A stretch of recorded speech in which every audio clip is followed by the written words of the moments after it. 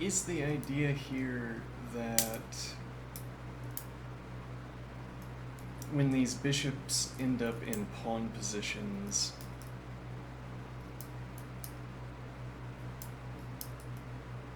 they're ending up in pawn positions at the ends of trades, of even trades, because we don't talk about uneven trades for various reasons. For two critical reasons we don't talk about. For two salient reasons we don't talk about lines where uneven trades happen.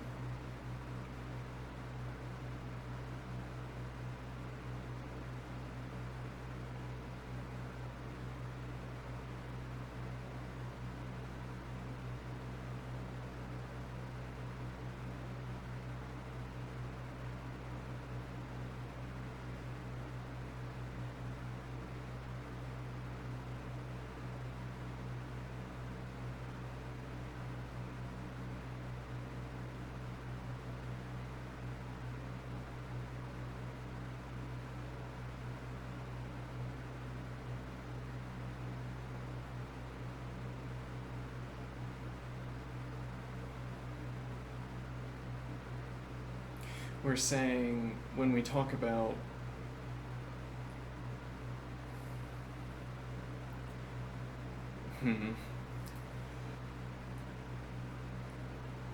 if I had this position but the bishops were pawns, then I would say that white's position is shattered. Black has solid control of the center, healthy pawns, somehow more development, I'd want to say, because white still has more pieces that have to be developed. At the end of this, white hasn't begun development, as it were, despite being a piece down. Or not a piece down, but rather despite a piece coming off the board. Despite enough time having passed for a piece to come off the board. If these were all pawns, I would say that black has the better pawn structure. If I remove all of the pieces, I would still say that black has the better pawn structure.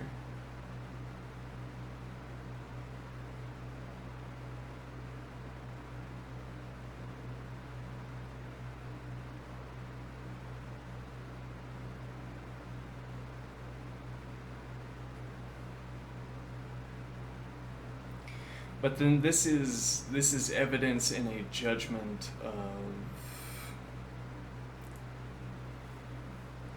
This is evidence in a judgment of. Let me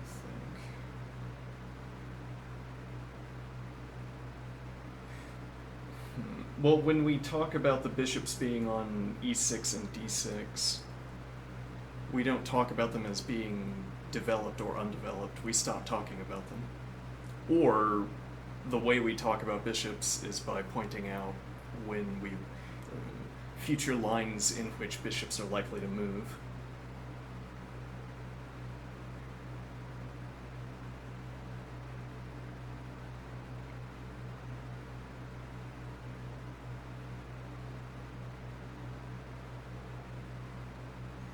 Whereas when I point at white's bishops, I'm talking about undeveloped pieces.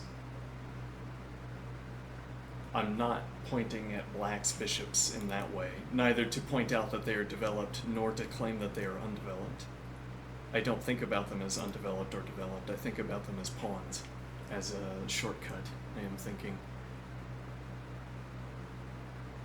And now the only characterizations are black has the better pawn structure and white is behind on development.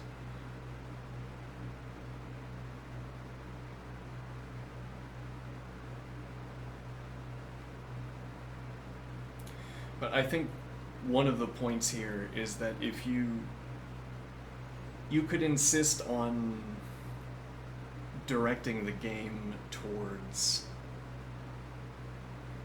so we could think about engine lines here. It's easy to direct a line against the engine in a direction you want to go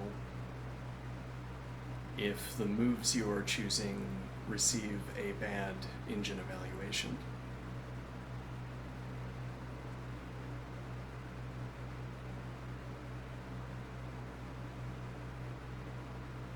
which is some kind of claim about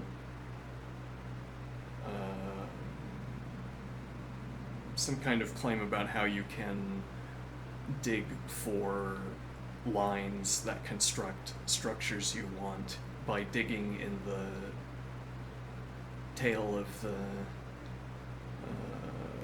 the engine line list. If you dig deep enough into the sequence of engine lines, into the list of engine lines, ordered by evaluation by engine, if you dig deep enough into the list of engine lines, you can find a move sequence that constructs your structure if it is evaluated as bad, or if it always requires you to choose a lower score line. Whereas you might try, if you're always pursuing ideas that are in the top engine lines,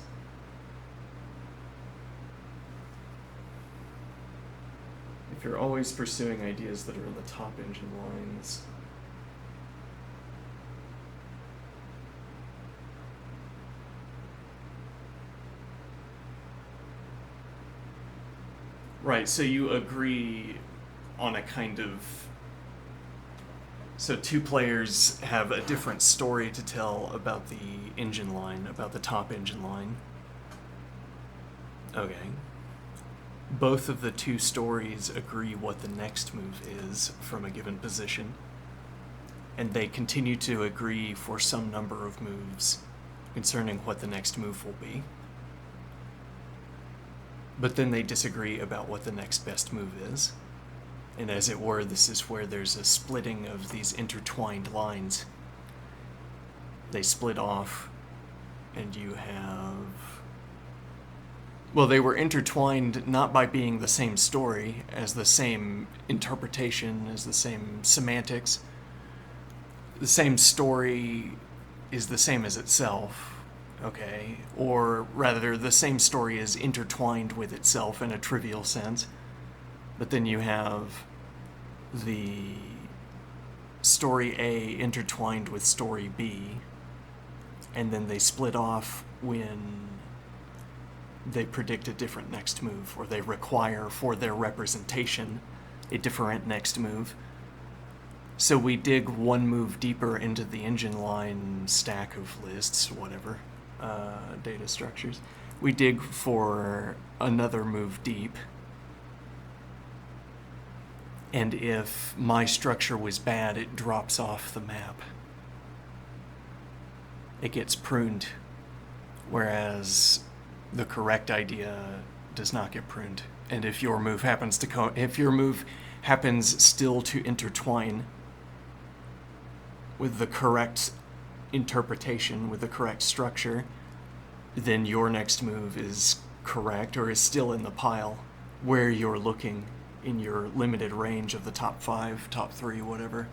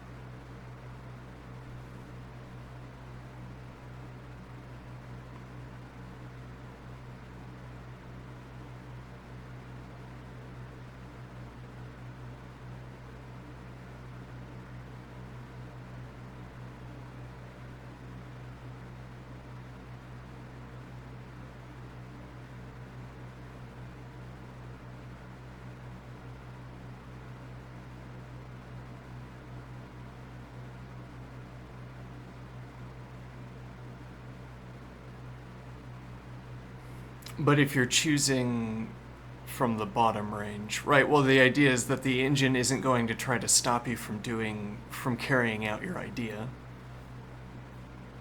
I mean, if you're steering the game in the wrong direction, the engine will facilitate it sometimes, or can facilitate it, and still be choosing the best move. So the engine says, I see you're trying to claim activity on one of the sides of the board. I'll give you a hand. Let's make the activity happen over there. Okay, and it's easy to do because the engine is not trying. The lines don't stop you from doing it. It's easy to find.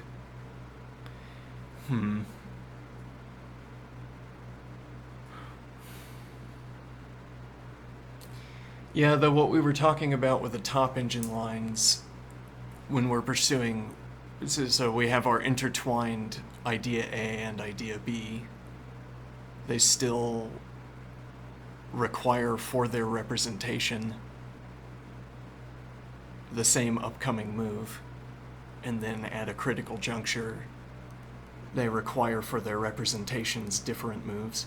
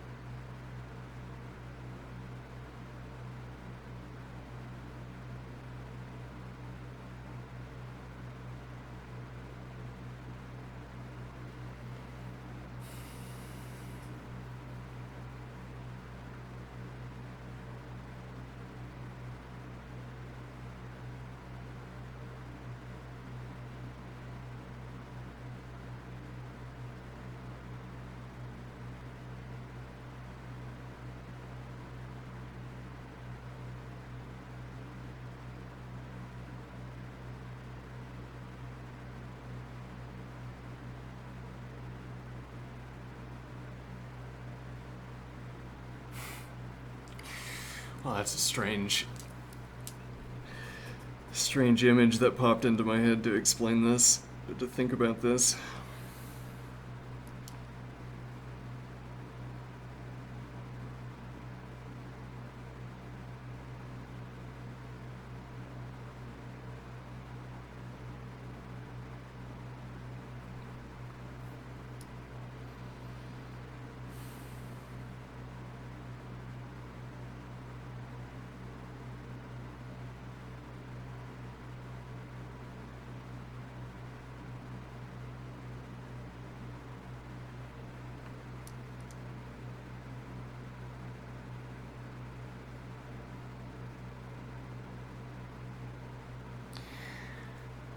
I think an open line here to think about from yesterday.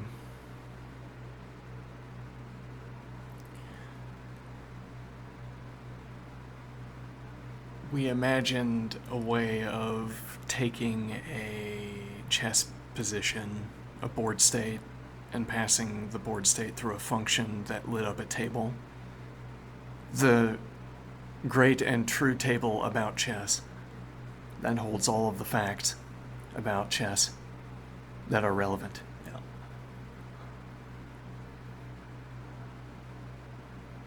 The idea is we feed a move into the table and we get hotspots and problem stones.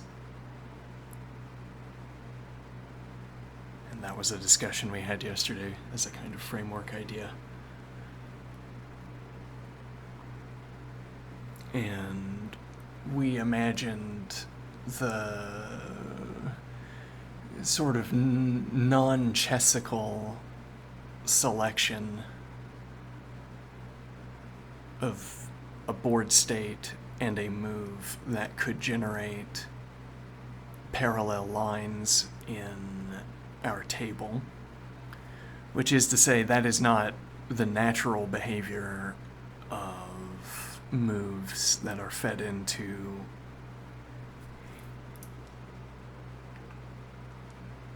that is not the let me think.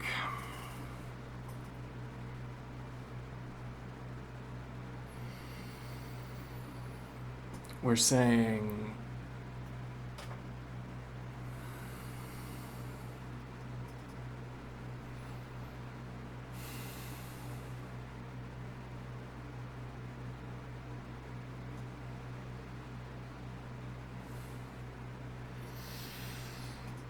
you can take any board state, so we suppose, any board state, feed it through our function, and our function will light up the table and distribute problem stones. Or maybe the table operators distribute problem stones as tokens of their inquiry into the distribution of hotspots, whatever the case may be for our example.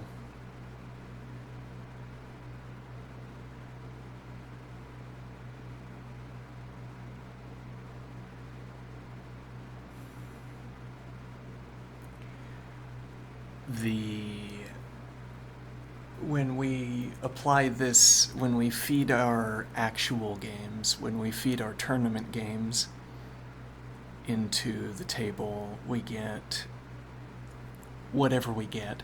But suppose it is not amenable, this distribution of hotspots is not amenable to, it's not amenable to coordinate-based description, by which I mean to gesture towards the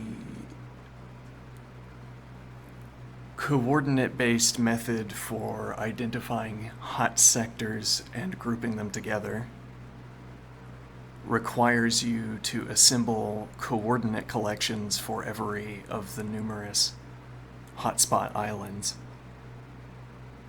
whereas a cheaper description that talks about the spraying of hotspots onto the table can succeed at selecting those hotspot positions much more cheaply. And it's much more cheaply because I only have to query the function output for whichever hotspots I'm interested in and the rest remain unexamined.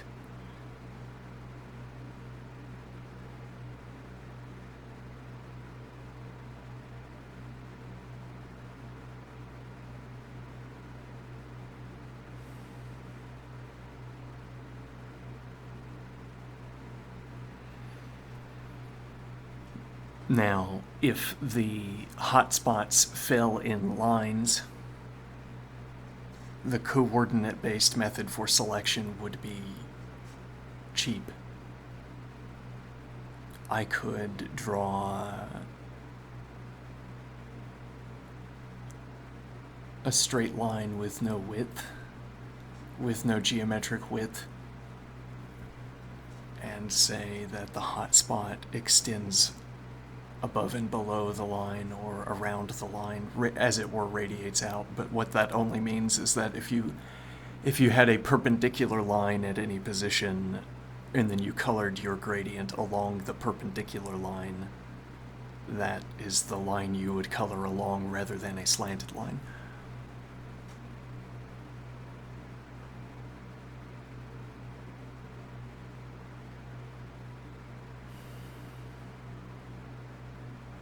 Okay, and this would with appropriate length of the perpendicular line, this would capture every position in a hotspot that falls on what we just called a straight line.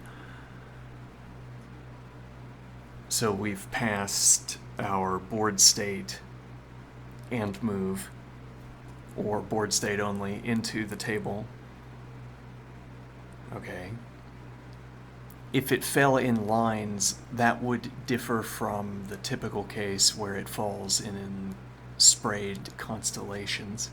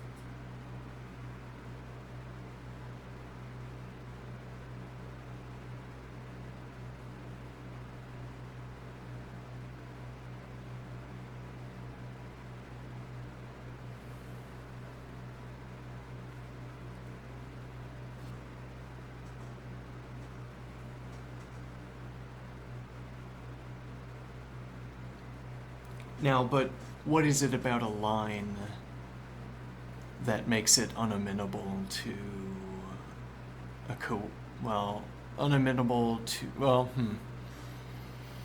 So we're saying we have some mode of description that sprays a constellation onto the table.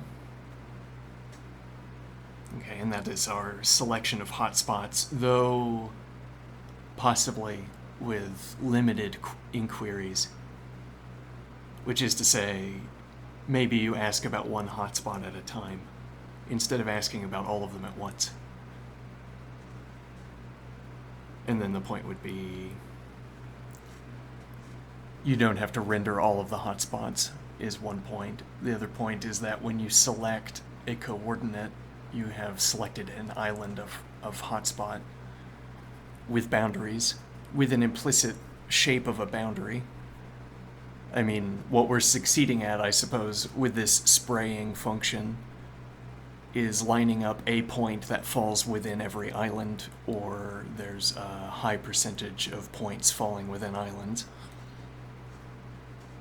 And we say we succeeded at picking out our object of reference when the point falls inside the island on the table.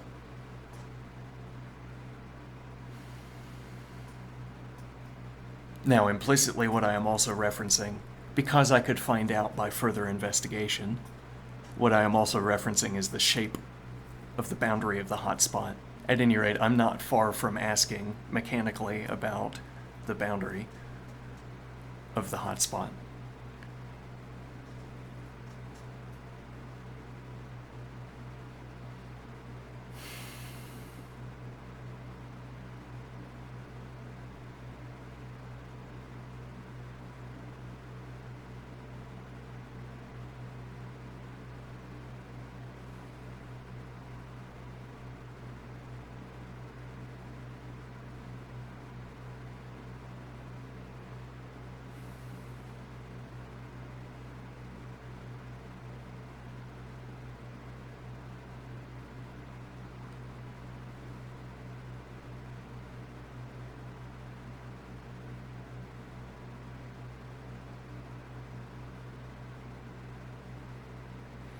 With a line,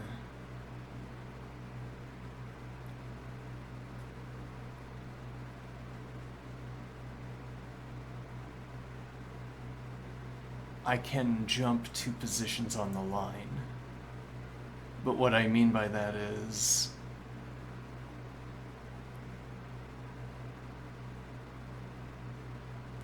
let's think about the boundary in the scattered case. The shape of the boundary. How do we investigate that? Does our point of landing in the shape inform the answer to this question? So these are, let's say for anchoring the example, these are two-dimensional areas with a boundary shape. And there's a point inside the shape. Okay, that's where our scattering function deposited a point. Now, one idea here would be that we first find the center of the shape, according to whatever metric for establishing a center, and then we proceed in an orderly fashion from there. The idea would be that whatever rule set you have to follow from the center of a shape to get wherever you're going, namely the boundary and then the tracing of it,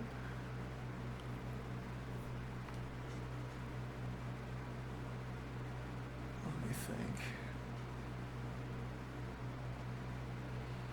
So we're going to establish a procedure that tells us the boundary of the shape.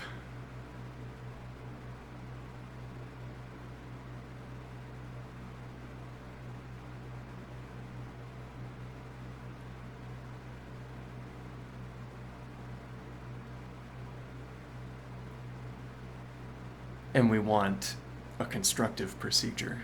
We want something we could feed into a well-defined machine.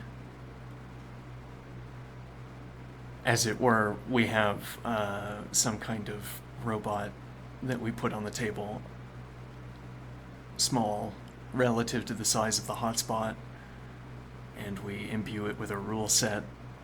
It obeys the rule set, returns to the center of the dot, and has with it a definition of the shape.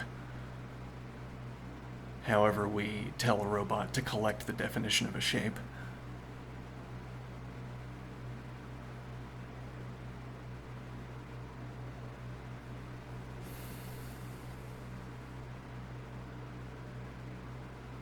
Though one wonders, how are we finding the center of the shape? Now, if we had arrived there, which I suppose is the ideal, if we're going to set up our procedures that it has to proceed from the start, or from the center, then we had as well arrived there at the beginning, during the scattering phase. So we're thinking of this process as a scattering phase where we scatter points into shapes, and then a map the boundary phase. Though map the boundary phase might be a little bit too broad. You think the scattering phase is like, it's its own module. So you have the scattering phase that deposits points inside of the hotspots off on one project, and then on a different project you have mapping the boundary of the shape. Okay, well, mapping the boundary of the shape is as yet undetermined. I mean, how we're going to be doing that. And then the point here, if we have to find the center because we were not delivered to the center, then the first part of this project, the second half of this project begins by identifying a centering sequence, some rule set that a robot can follow, at the end of which the robot is in the center of the shape. And then we can use whatever theorems are associated with centering to guide our definition of a path for the robot, I suppose. If, for instance, we know things about the traveling or the mini bridge problem or the traveling problem or whatever, delivery problem,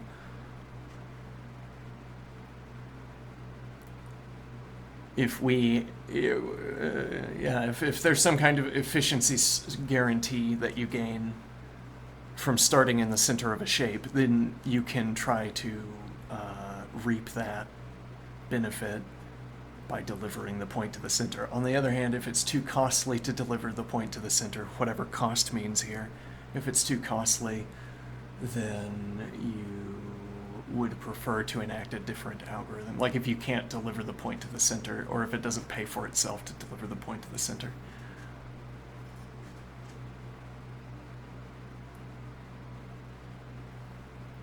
And now there's this quantitative way in which you would prefer that the scattering algorithm delivered points to centers to begin with. Now, the center of the shape, think of center as if it's a S-I-N-T-E-R instead of C-E-N-T-E-R. Center. What does it mean? I don't know. It's some foreign word. So we'll just use it however pleases us. It'll be vaguely appropriate. The center of the shape. All that means for us is that if we had any qualification for a landing point, then that's the center. In this case, C-E-N-T-E-R lines up with S-I-N-T-E-R.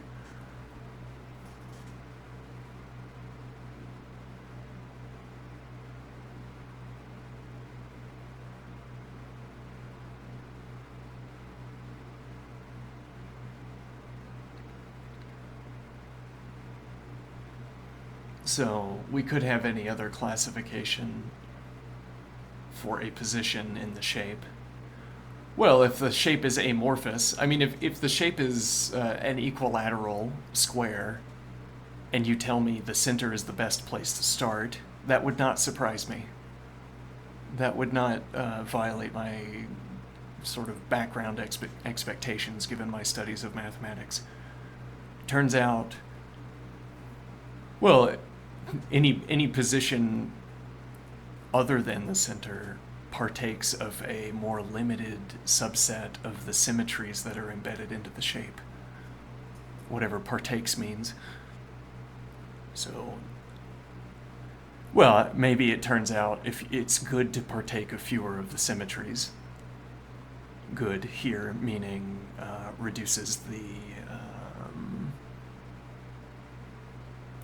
the cost of our algorithm. I mean that, let me think here.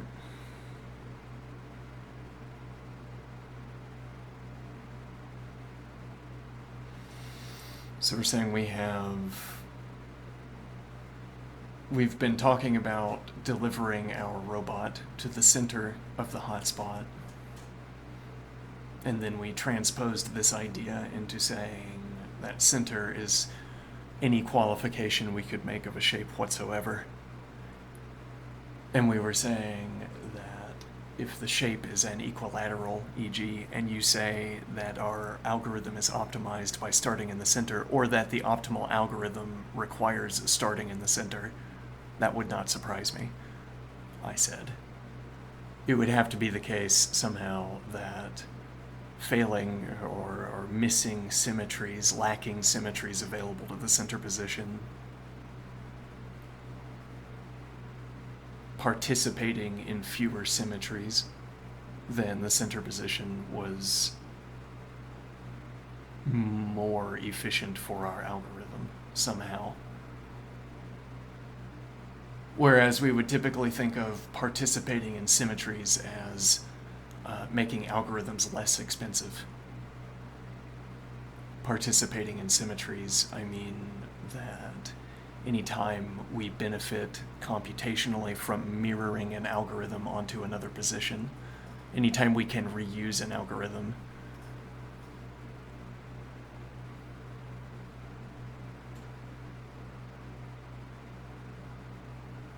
or any time we tune an algorithm to a position and then we can flip it, take the whole shape and flip it, we save on having to tune another algorithm to a position. This doesn't make so much sense in the case of an equilateral, but if we consider an amorphous shape with many thousands of sides, or many large number of sides, if we imagine this amorphous shape, now you say, what is the shortest, well, you say with an equilateral square, what is the shortest routing to visit every position? And I show you a light pattern that makes sense to you. Yeah, that looks like it could be it, probably. If not, then quite close. Okay, and now I show you the amorphous shape, and the line is a wild chaos. And that would seem out of that would seem wrong. With an intuition informed primarily with dealing with equilateral symmetrical shapes.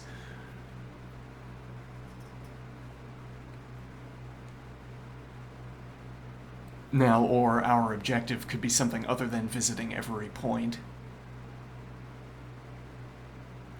This is like saying, I give you the symmetrical case, you place a point, and now you move the point around. Let me think.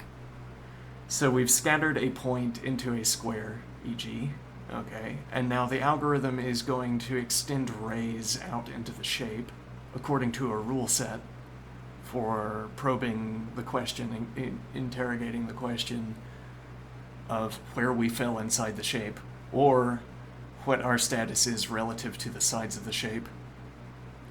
Okay, and presumably this probing will reveal that we're looking at a square. Or maybe we knew in advance that we were looking at a square, so the probe doesn't have to reveal that.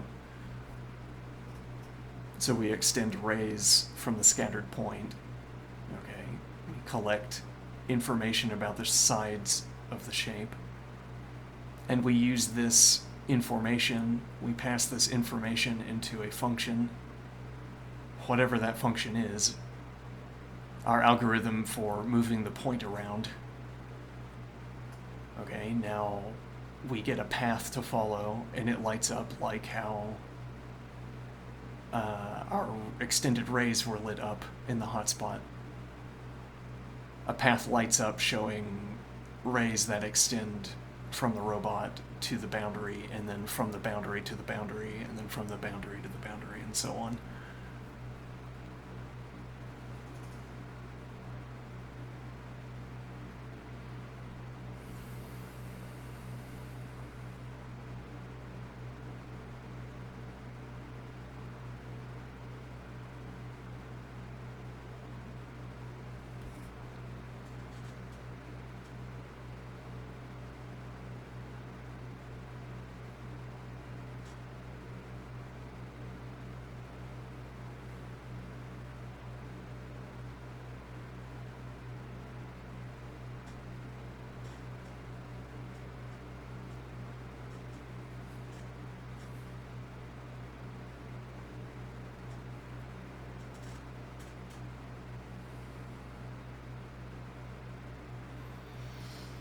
Now, what is the idea? Well, so you choose positions inside the shape,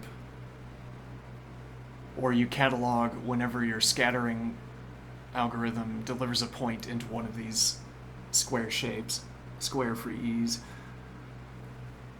one of these symmetrical shapes, okay? You feed the probe data into the function, and it gives your robot a path around the region enclosed by the boundary.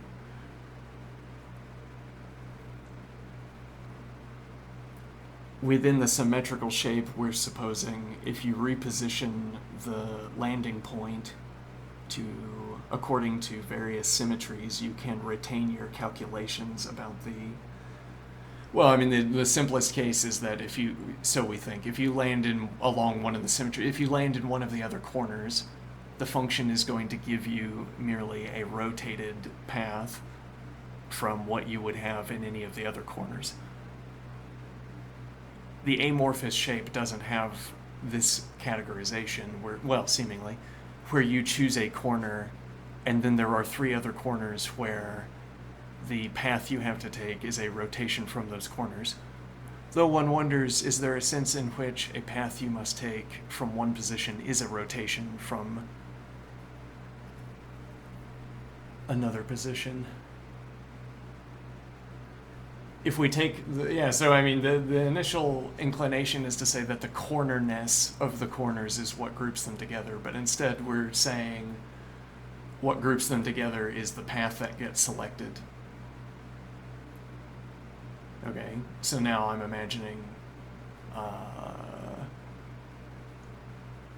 I'm bombarding the amorphous shape with arrival positions, and they're all selecting the same movement algorithm, except that they start at different positions, at different positions in the queue, as it were, or in the path. Whichever position I choose within the shape, the same path gets followed, but from a different starting position.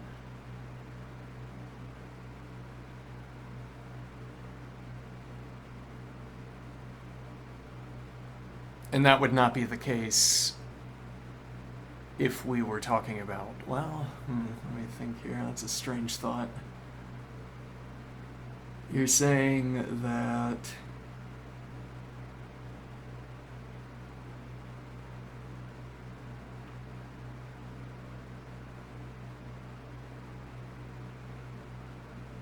distraction. Let me think here. We have an amorphous shape. We're seeing points land inside the amorphous shape, and every time the pathing output is the same. Now, if we had a video, I'm saying all of this in video, if we're looking at a video of, let me think, the square case, I could have rotated the video, but you choose one corner and then you choose another corner, and we get the rotated pathing. I could rotate the video until we had the same pathing every time. If I performed that same video rotation on the amorphous shape, the path would look different each time because it's not, let me think here.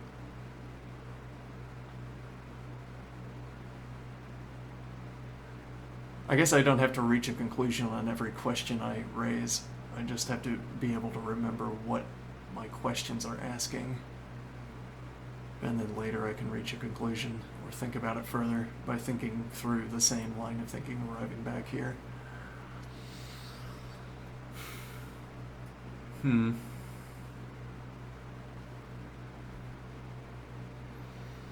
We scatter points onto the table. The table has a distribution of hotspots. Our first idea was that merely landing inside a hotspot is our reference to it. And if all we needed to do was point and talk, then I suppose that would be good enough. Which means, in order to maintain formality, I could reference the different hotspots based on which points arrive there, so the points serve as labels. Ordered labels. Traversable labels. Okay, so I scatter the points, and now implicitly we agree that the point references the hotspot within which it is located.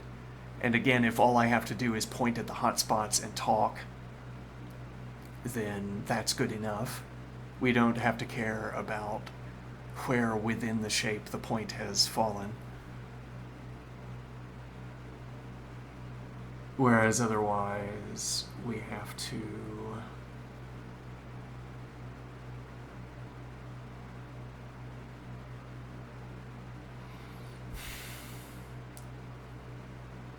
let me think here.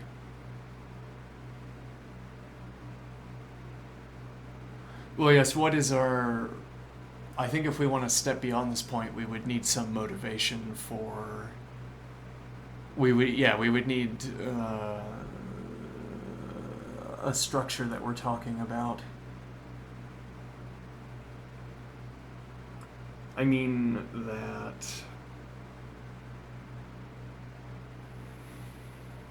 we would need to be able to talk about some rule set that we're following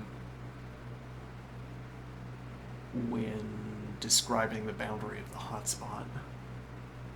I mean, what is our motivation for doing more than pointing and talking? Well, what do we get out of pointing and talking? What is this? So we have our table that is covered in a distribution of what covered it. There's a constellation of hotspots on the table. I scatter points. What I might take myself as doing in scattering a point is scattering that hotspot pattern is an interesting idea here. What I might also take myself as doing is creating a hotspot circle, e.g. So wherever my point lands, I take there to be a circle. I want it, perhaps, to be the largest circle that still fits inside of a shape. Or we allow that the circle we deposit can be inside and outside, the various combinations of overlay between a circle that we've deposited and a shape that was already on the table. Various conditions like entirely inside, touching boundary, inside not touching boundary,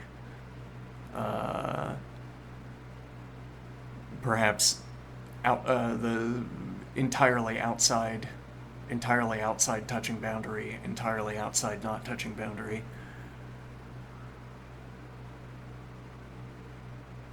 Okay. Now, though, the idea would be we don't have any use for the amorphosity, the amorphousness, amorphicity. No, I don't think that would be correct. It's mixing Latin and Greek.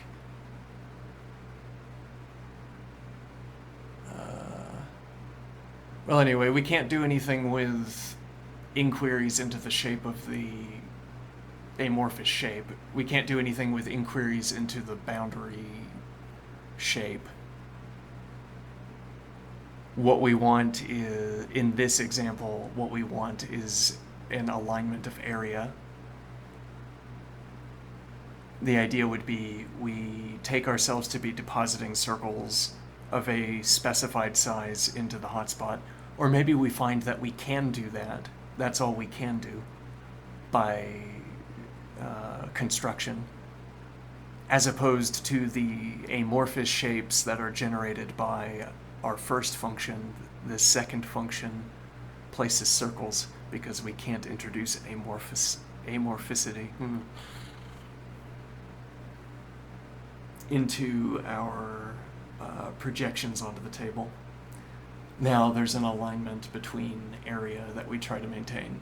We say our success is not,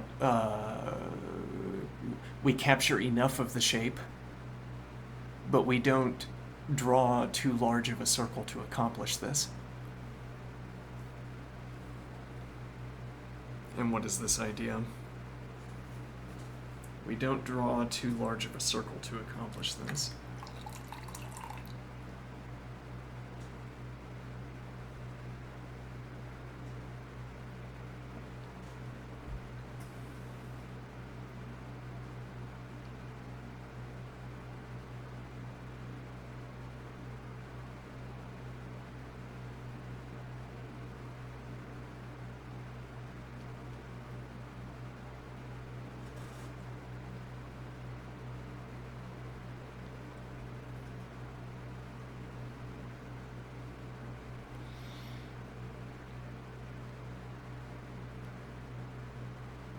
Well, and I suppose the idea here is something like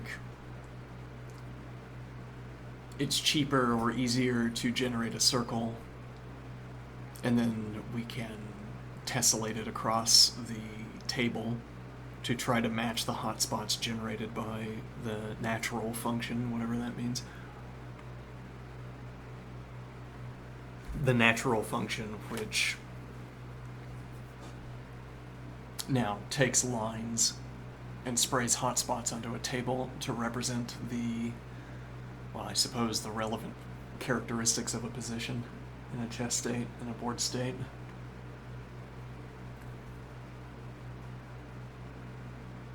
And these projections of circles are a kind of numerical attempt to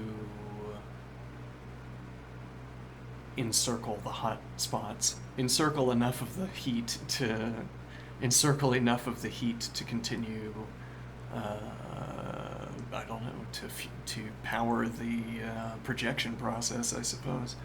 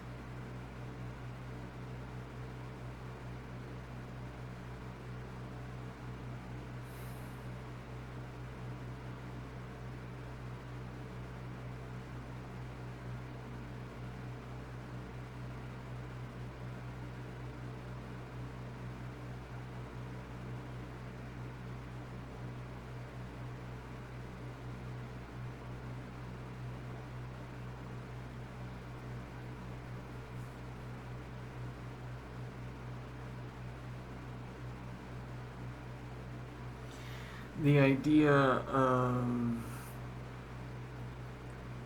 engineering, constructing.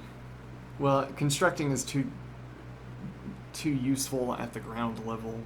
Like constructing a structure as an activity, as a characterization of a move sequence. Let me think here. Construction as a term to use when talking about inputting moves to bring about structures. Okay. As opposed to the sort of motivated construction of choosing a board state such that when you feed it through the natural function, you obtain straight lines.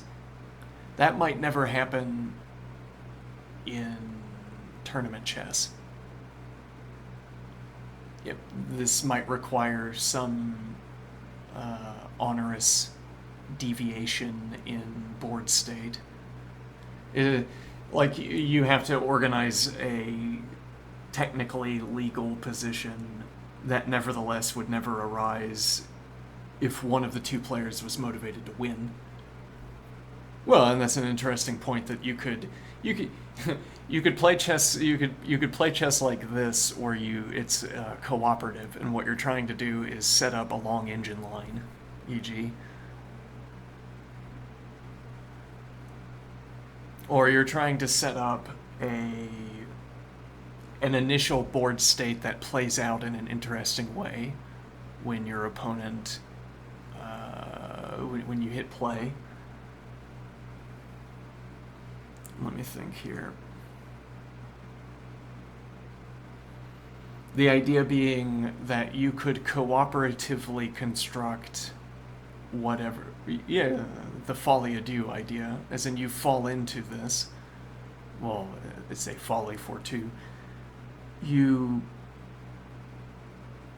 The idea here, this is difficult, one moment.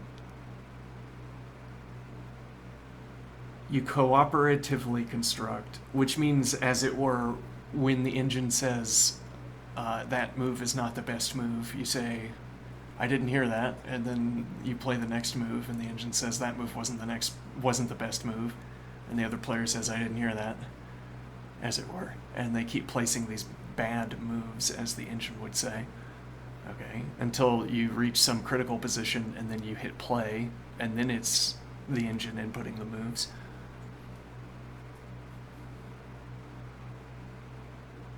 The idea being that you could construct a structure that would not arise in tournament play, that could exhibit that coulds and woulds and mights and shoulds. Coulds and woulds and mights and shoulds. Yeah, let me think here.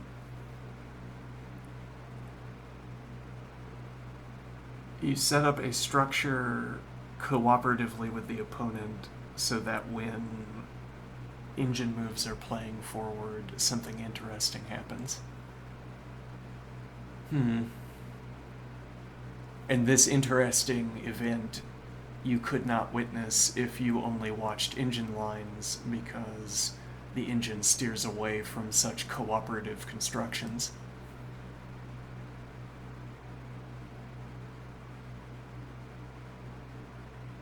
And now this is the idea that we could...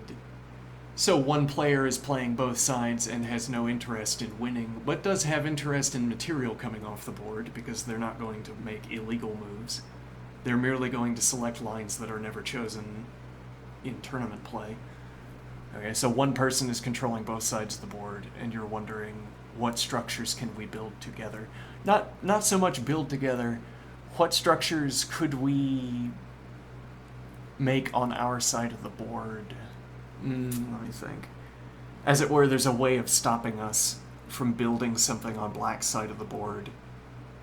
And then we say, but there's one person playing both sides, so now there isn't anything stopping us. White, at any rate, is not going to make a move that stops black from performing this operation or this construction.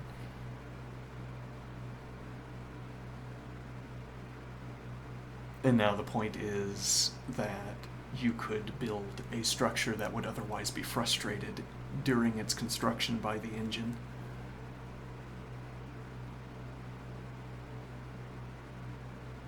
And why do we want this example?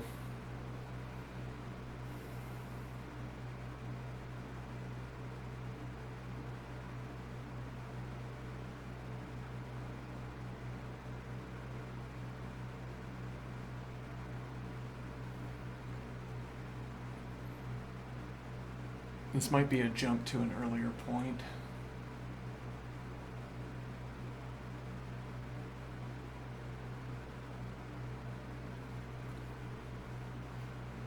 Okay. In our current context, the point here is that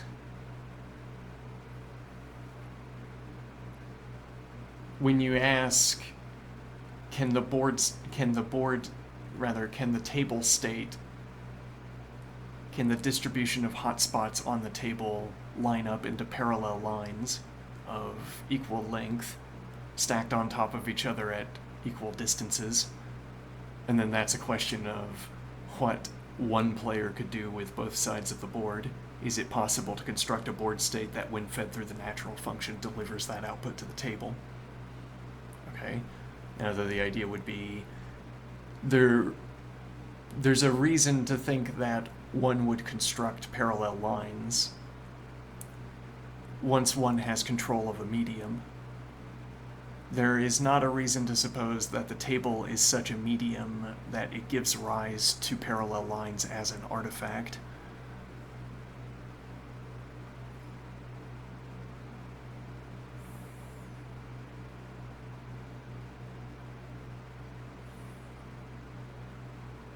It would be different if, for instance, what was scattered onto the table was hotspots rendered in stacks of parallel lines. If it was like a stack of parallel lines is land and empty space is water, then your geography is outlined by these parallel stacks of lines. Okay, and now it is an artifact of the natural function that it produces parallel lines. And now the question of making a stack of parallel lines is merely the same question as creating a square. Because if we could create a square, the artifacts that are required to represent it, the straight lines, would be in a stack, and we would have a stack of straight lines parallel.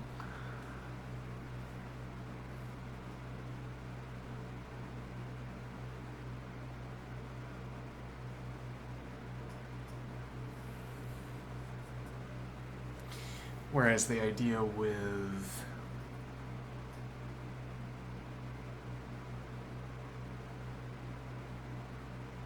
let me think here. The idea with the typical case, well, so when we say that you have a constellation of hotspots, and when we look more closely at them, they're two-dimensional shapes, they're areas, and this masking whatever level of detail you want to encrust onto a blank two-dimensional shape, amorphous shape, whatever wild color patterns you might want filling in there, that blank spot. We could take that to be a representation of the heat map of the hotspot if there's local heterogeneity. If there's heterogeneity throughout the hotspot. Okay, so that's what we're looking at in our image, our hotspot, the distribution of these hotspots. Okay. And we're saying, so that's like a cloud. I mean, it's like a cloud of points. Or it's like whatever you want to say it's like. Whatever is it like a space-filling curve that fills a blank slot? Well, we might as well just have the blank slot instead, because it eases the conversation, I suppose. Okay, now what is the point? So we're saying that... Well, and a blank slot is like a cloud, because I could imagine populating a cloud so densely with points that a cross-section of it would be a two-dimensional shape, filled in, like a cloud. This two-dimensional shape. Okay, though that doesn't inform my syntax. I mean, it doesn't force me to choose one syntax structure instead of another, calling it a cloud. But okay, now what is the point here?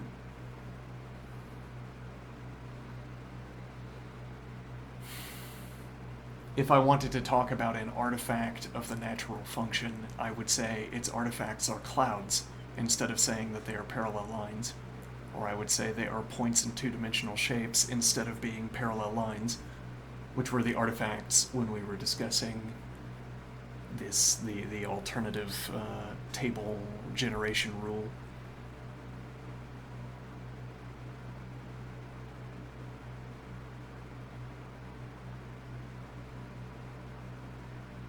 If the typical artifact is a cloud, a straight line would have to be a construction. It would have to be encoded.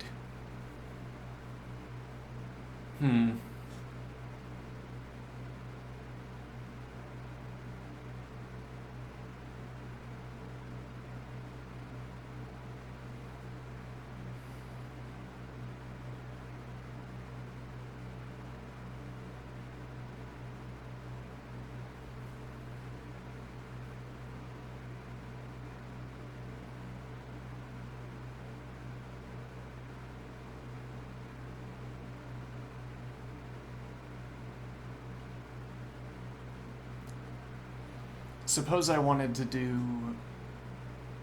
Euclidean geometry in a whirlpool.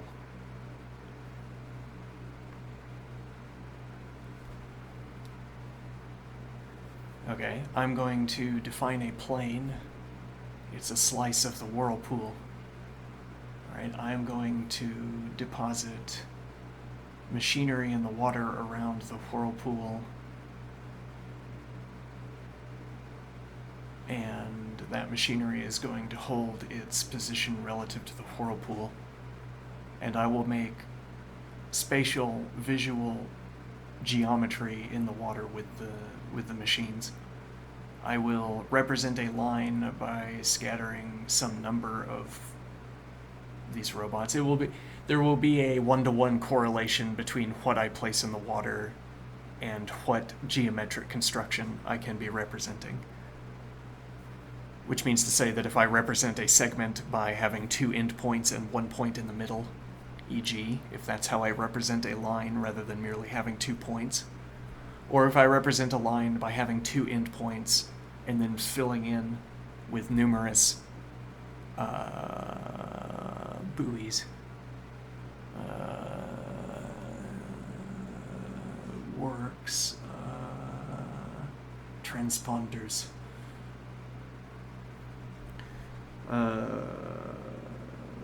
So if I define that a line is a sequence of these points, buoys, in the water, wherever there is such a string of buoys, I say there is a line.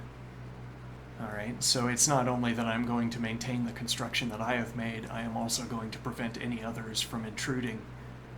So a machine won't come in from out of frame and make a line where there wasn't one, for instance, by filling in an empty spot, a gap between lines, and turning them into one line, e.g.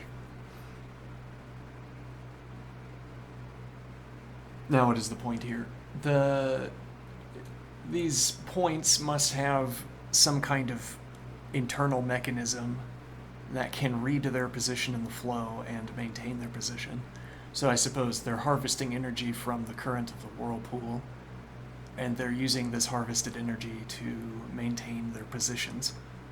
Okay, but I want to talk about the maintenance of position component of this machinery. The maintenance of position is requiring Well, a list, a sequence, a stream, a numerical stream. If, for instance, the machinery is held in place by jets, and the value of the jet output is determined in each instant by the whatever forces of the whirlpool, the forces exerted on the piece of machinery by the whirlpool. So there's a counter, there's some numerical value, numerical sequence. Well, we read the numerical sequence out of the water, and we suppose that there is a function that we pass that numerical sequence through that tells us a counteraction. And applying the counteraction keeps the machinery in the same position from one frame to the next. Alright, now what is a straight line in this whirlpool? Let's say it was the 5-point configuration setup. 5 of our steady points equidistant as we judge them. You know it when you see it. We see the points equidistant from one another. And we see a line. Okay, and obviously so because that line will be in a geometric construction. Perhaps I am drawing a diagram associated with a theorem and that everyone knows about. Okay? So visually, the 5 points in a line look like a line, but then also for our purposes they are a line. And also our motivation for keeping the points of machinery where they are is to maintain that line. Okay, now I want to say the line is those 5 points, but what are those 5 points? And I have nothing else to point to except for either the whirlpool input or the function output, or both.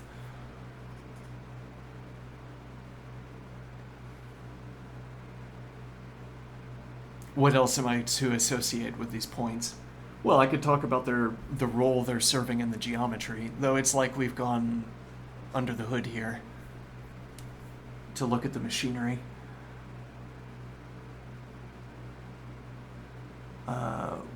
So we have the idea we could point at the points of machinery. Well, okay, there's a point that yes. There's a try here. Okay, there's a try here. Let me think here. The points, the pieces of machinery that coincide with points in the diagram are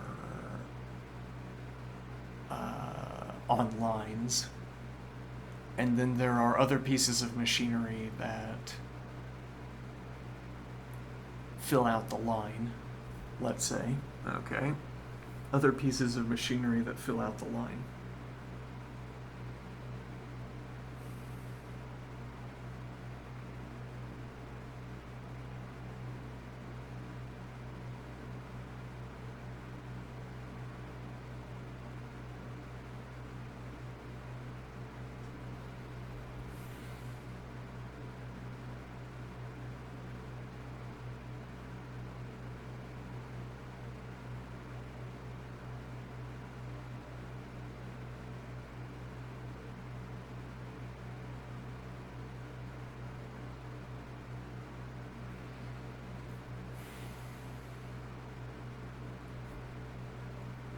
So we're saying that these pieces of machinery, most of the information about them, whatever that means, is the information in the whirlpool stream, in the whirlpool sequence list.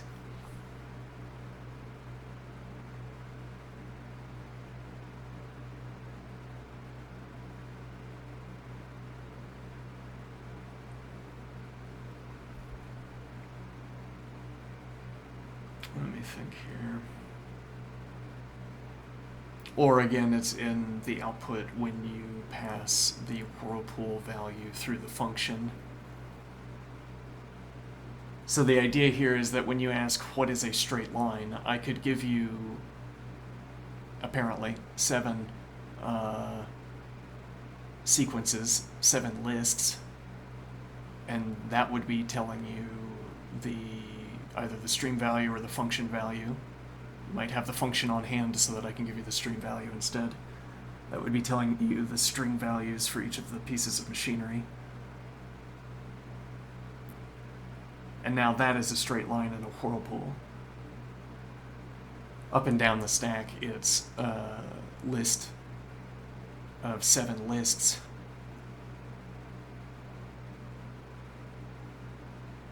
And then each of those 7 lists corresponds to a piece of machinery that is kept in a line, whatever that means. Which is kept in a line.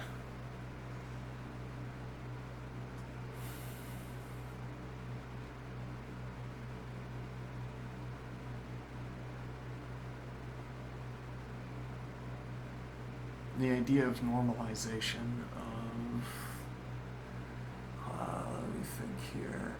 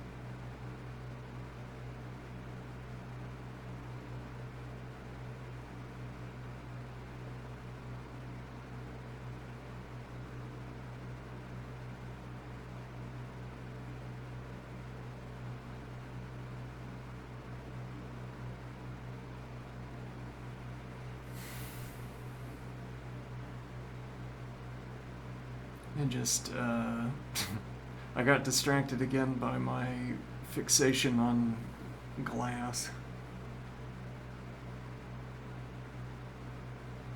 I was thinking of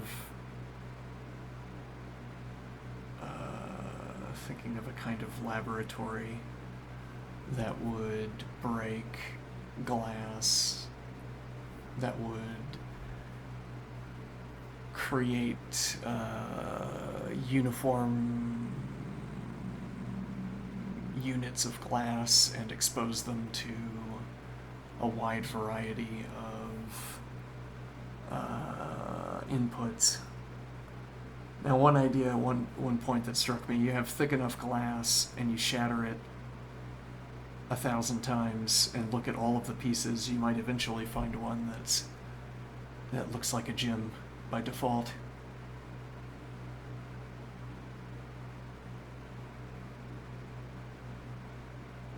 Idea of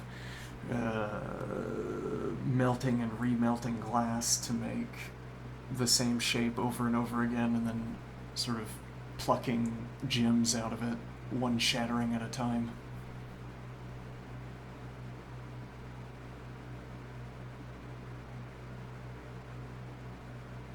Shatter the pane of glass, pick out the gems, dump the remainder back into the furnace.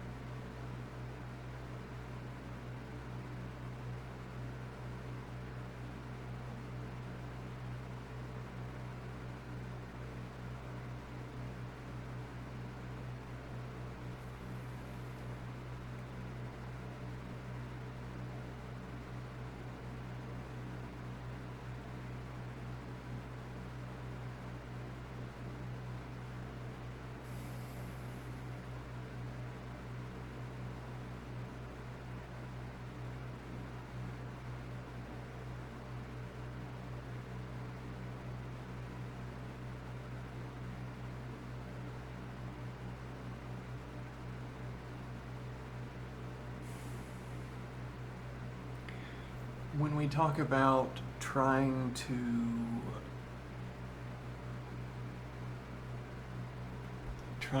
place the problem stones inside of the hotspot. So now our example again, we have a table. Okay, there is a projector above the table for ease. There is a projector above the table. It's attached to a computer. The computer does whatever we want it to do. Calculates the natural function as the words we've been using and projects hotspots onto the table. Alright, and one failure mode we had was that, for move selection, was that we would choose a move and this would succeed at generating hotspots, but there was not a coincidence between the problem stones and the hotspots.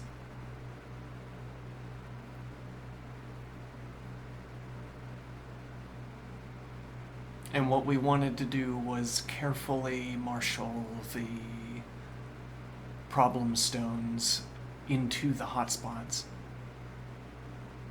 Into our... Yes, well, so in our original image, we had our structure, which is a large singular area, as opposed to a constellation of smaller areas. We had a large singular area, and the hotspots were not inside it. And what that meant was that, or rather, the problem stones were not inside of the hotspot. And what that meant to us, under interpretation, what that meant to us was that, as it were, if the problem stones had just been deposited there, our move would be excellent. If this position had turned out to place all of the problem stones inside of the hotspot instead of outside of it, though that statement is true about any hotspot distribution we could choose, notably. If it were only the case that we chose all of the correct positions, then we would have chosen all of the correct positions.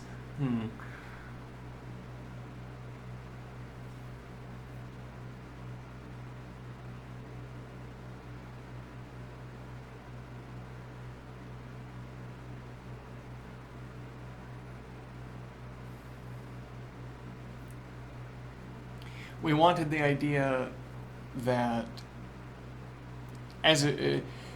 we imagine turning off the pieces on the other side of the board, turning off the opponent's pieces, we can only see our own. And then we could talk about what structures we would want to see on the other side of the board. So I could point out what I have constructed and say, this is a powerful deterrent to pawn advances on the queen side, e.g. A powerful deterrent to pawn advances on the queen side. Okay, and then if I revealed the opponent's pieces and the opponent had committed to pawn activity on the queen side, well, it's like either I already had this constructed and then the opponent was making a long sequence of mistakes in making those pawn advances, or I was able to build this while the opponent was advancing. Okay, but in either case, I have a structure that's well positioned against what the opponent has committed to doing, where notably it takes Tempi to commit to doing anything. So if it took 3 Tempi to launch all 3 pawns on the queen side, e.g.,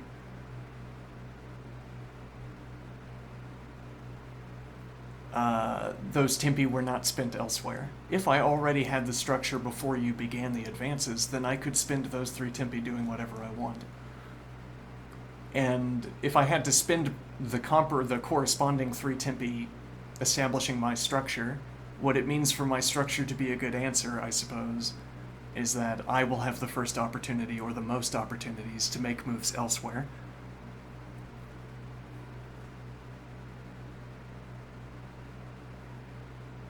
To spend Tempi elsewhere. Commit Tempi into structures.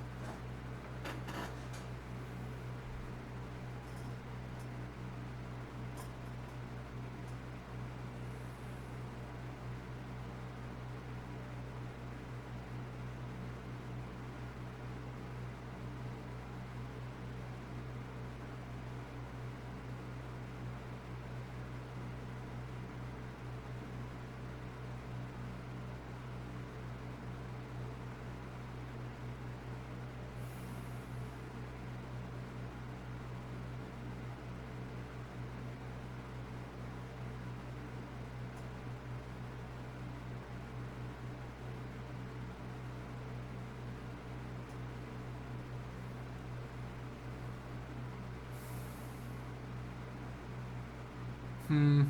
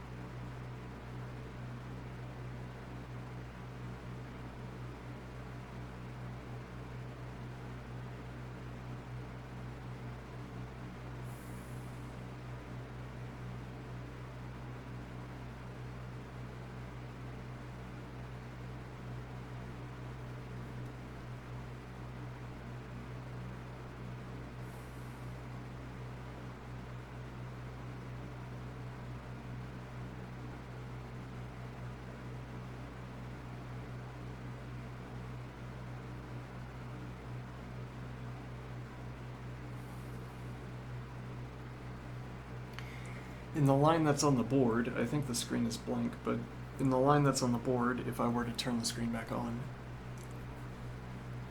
we established a third rank pawn structure for black, and white does not have a compensatory pawn structure.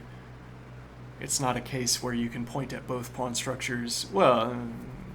But okay, it's not a case where you can point at both pawn structures and list salutary characteristics.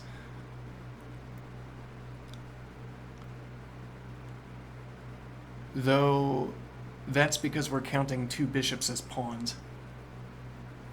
Okay, so on the same third rank, two adjacent bishops at the end of a pawn's sequence of adjacent pawns. Okay. Now, an idea we expressed a while back, the idea that the ability to draw, the ability to so a player leaning into a stylistic move. I say, I can find a line where my king gets to f2. I can find a line where my king gets to g3. Now, again, there's the point where the engine will let you do this and then mate you.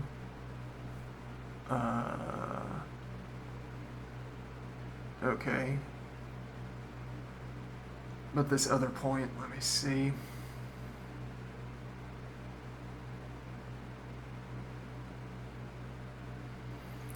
The idea of setting up a signature structure as a coincident objective in choosing moves. The primary objective in choosing moves, as it were, is avoiding defeat, avoiding ending up on the wrong side of a problem stone, as it were. Yeah, maybe. I don't know if we want to commit to that instancing of problem stones, but now what is the point? The point is that if you can succeed in building your structure, that implies at least that you had enough control to avoid diversion from the creation of that structure. So at the end of this sequence of exchanges on the board, my king is on the second rank, and my bishops are in pawn positions. And my opponent does not have compensation to stack up against this. At least it doesn't have piece development explicitly to stack against this. The idea being that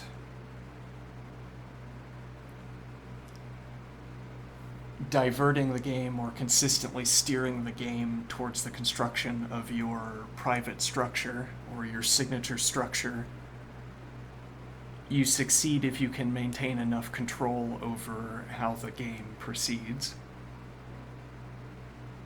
Now, the engine could say somehow that this is not preferable for black, and yet I still take myself as having demonstrated a sustained control over the updating of the board. Otherwise, I couldn't have brought about my signature structure. Or I say signature structure, but maybe I mean signature characteristic. Like how here, with the two bishops at the end of an adjacent sequence of pawns, this structure has various characteristics that I want finishing structures to obtain, or structures at the end of exchange sequences to obtain.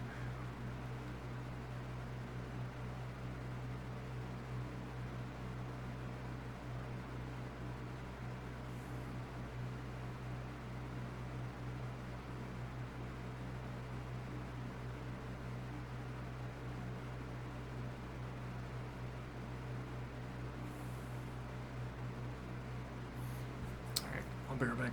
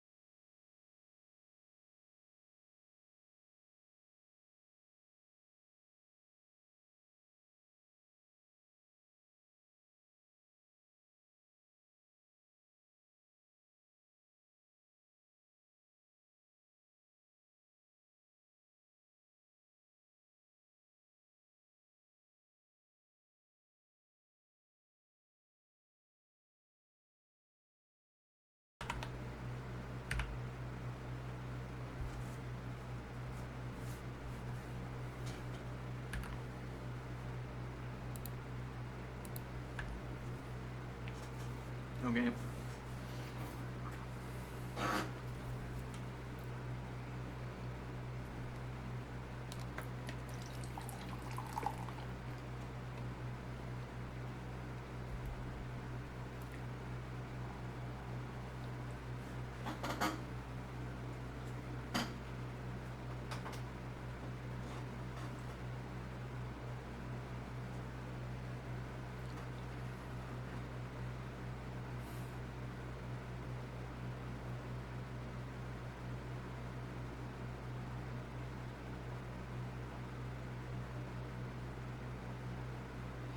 Imagine I have my hand on my fingers on a safe dial. A dial lock dial. And my hand is in a glove, and the glove is wrapped up with elastic, or there is elastic stitched into the glove, and this is an elastic ribbon, a stretch of elastic. The other end of the ribbon is sewn into a stable position. Okay, and now I rotate my hand around the dial. Stable position, I mean, the other end of the ribbon is attached to the wall near the dial. It doesn't really matter where on the wall near the dial. The ribbon is not spiraled up or helixed up. It's unrotated. Alright. So I rotate the dial and the elastic ribbon wraps around my hand.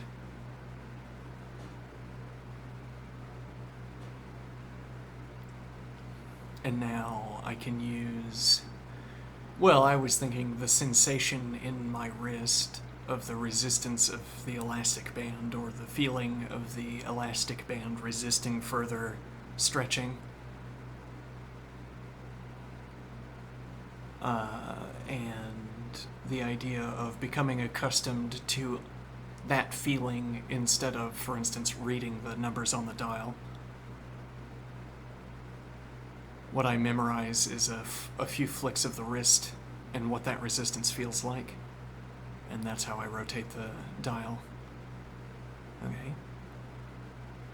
Now, if you changed out the elastic band for one with a different degree of elasticity, or value for elasticity, and I perform the memorized sequence, I'm not going to succeed at unlocking the safe. Though I think what I like about this example is these parallel data sets. The numbers on the dials correspond to a state of the lock mechanism.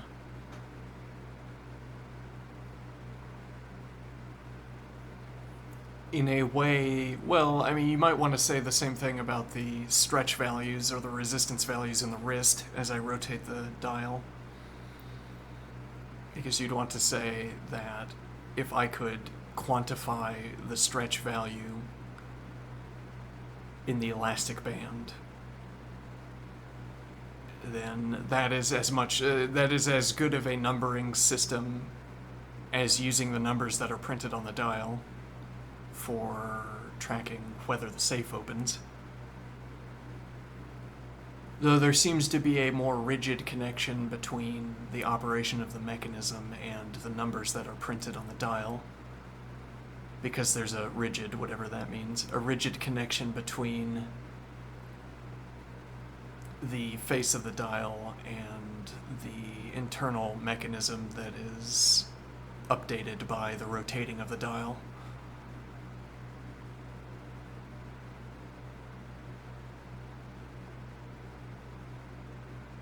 Somehow we want to say the coincidence between the locking mechanism and the numbering on the dial is more rigid than the connection between...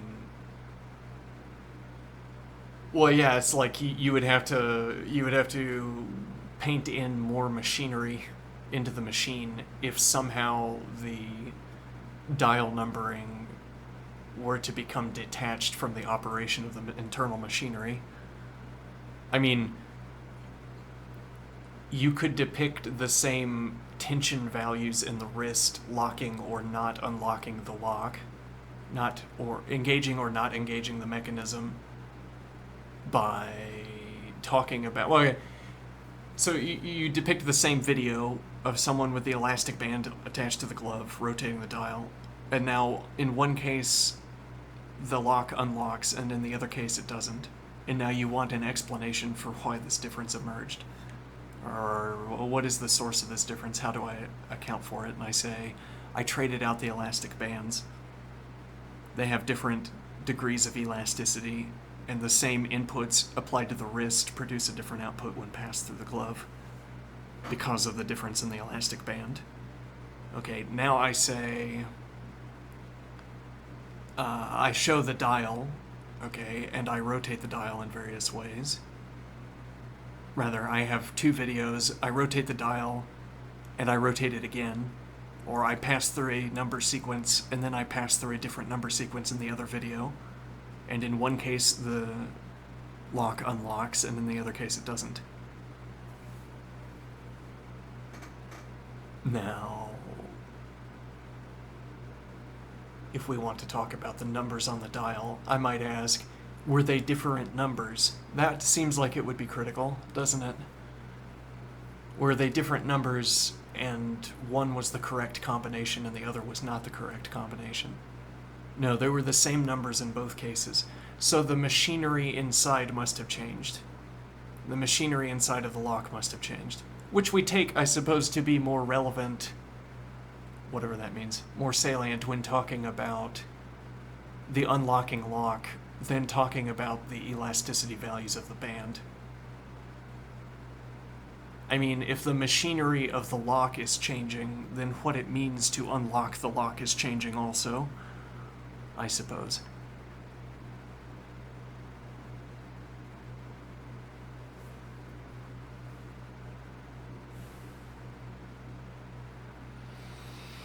And this would be like, I make a smaller machine, so there's a rod that rotates, suppose, grant me, a lock design in which there is a rod attached to the dial. Might be the most popular lock design, or maybe that's not how the most popular lock design works. There's a rod attached to the dial. The rod enters into the mechanism. All right. And now the idea, think here. Right, well, so what I do is and this rod is the rigid source of change that propagates throughout the mechanism, as on a kinematics diagram. Okay, now, so I'm looking at this rod that is again, it's a rod in a kinematics diagram. We draw a circular arrow around it, and this indicates that when I rotate it, the rest of the machinery is engaged according to whatever scheme the blueprint utilizes for depicting change. So this is like saying, if I give you a kinematics diagram, we have already agreed concerning how to read such a kinematics diagram as a matter of convenience for our discussion. If I talk about handing you a blueprint as opposed merely to a blue piece of paper with another color smeared on it senselessly, then we have a blueprint and alongside it a shared way of interpreting what is printed on a blueprint. Okay, I give you a kinematics diagram, much like a blueprint. We have whatever symbols inscribed on it we will, and when we ask each other concerning how the machine will behave, we always obtain agreement. Or what is being depicted in the kinematics diagram, we always maintain agreement. Alright, so I have the rod that extends into the mechanism. It has a circle of arrows around it showing that it is intended to be rotated. And you see the mechanism, and we can both agree concerning how the mechanism will unfold if rotation is applied. Now, but I do something ingenious. I take that stretch of rod, and I build another kinematics diagram into it. So what was merely a straight line with a circular arrow around it becomes a Well, I pointed that, and then I pull out another blueprint. I pull out another kinematics diagram. And on opposite sides of this kinematics diagram, there's a line extending onto page and then off of page, representing the as yet unmodified segment of rod. Alright, now the segment of rod that we have selected is where we are going to encode an additional machine. And it is when the rod on the dial word side is rotated that this machine will update. Okay? And then on the other side of this machine, the rod will begin to rotate. Okay, now, so our explanation for why we could input the same value into the machine and succeed in one case but fail in the other, why we could turn the dial a sequence, an unlocking sequence, twice, and only unlock in one case, is that there is a machine between the dial and there's a sub-machine. There's a machine between the dial and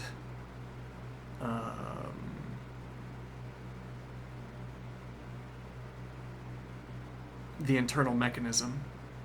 The internal mechanism, which incidentally we suppose is unchanged. I mean, between the two cases, the only change to the mechanism is the dial rod, into which we have encoded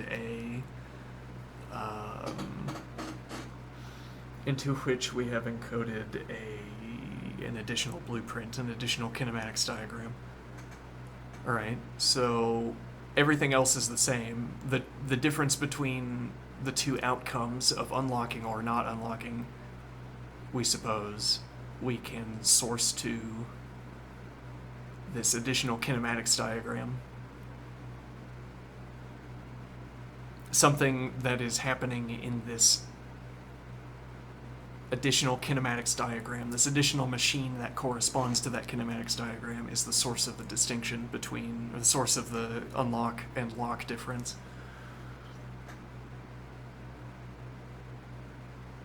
Which seems like a lot more work on our part descriptively than saying that I traded out the elastic material. As in the other case where we're rotating the dial, we apply the same input, which is force in the wrist, or yes, okay, effort in the wrist, or whatever. Effort in the wrist. Okay, we apply the same effort in the wrist, but we get a different outcome with regards to the locking. And we want to say that this is somehow, as it were, a simpler swap out, a simpler change. I changed the material inside the elastic band. Then the other change we were talking about, which is embedding an additional machine into the machinery of the lock, so that choosing the same input could choose a different output or would bring about a different output. Though it's only so easy to imagine two varieties of elastic bands, because I know there are so many varieties of elastic bands extant in the market. I suppose it could be an arbitrarily complicated endeavor to produce various kinds of elastic bands, much like it is an arbitrarily difficult effort to encode into a machine a stellation machine.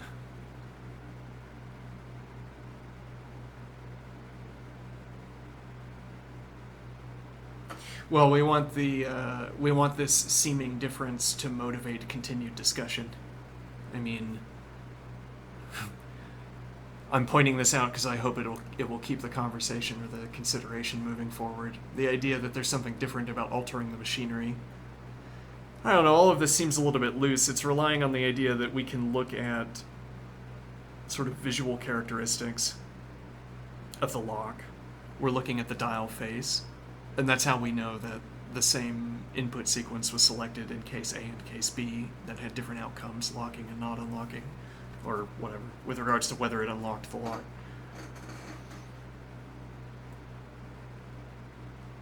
think here.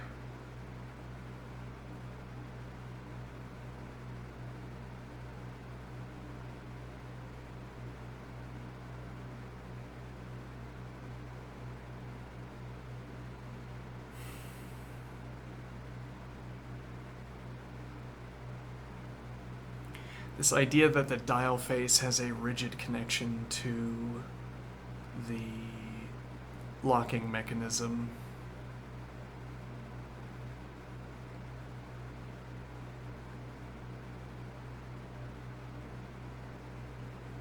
Maybe what that means is that whatever material the rod is, the rod that connects to the dial, whatever material that is, I could at least substitute in other metals. Suppose it is made of metal. Then there is a catalog of alternative metals I often can choose. So in this case, the rod extending from the dial is made of steel. Then it could have been made of iron, often. Though rotating iron inside of iron, maybe there is a setup for the machinery such that if you rotated an iron rod inside it instead of a steel rod, you would get different magnetic effects. And then the same input could result in a different outcome depending on the material of the machinery, which is what we're trying to avoid. But okay, suppose it's not any kind of magnetic trick. I could put in... Well, okay, but the rod is going to have a mass. It's going to have a density based on the metal is going to have a density, and then the mass of the metal rod will depend on which material we've chosen, which will in turn have some effect on the rotation of the dial. So we suppose you choose the same input and you increase the mass of the rod, and then I don't know what you would predict there. I don't know what you would anticipate. The dial falls short or it goes too far.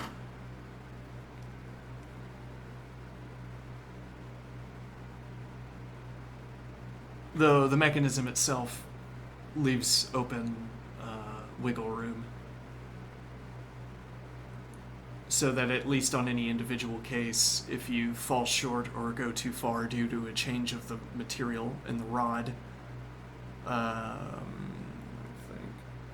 this will still count. It will still serve as an adequate input into the locking mechanism.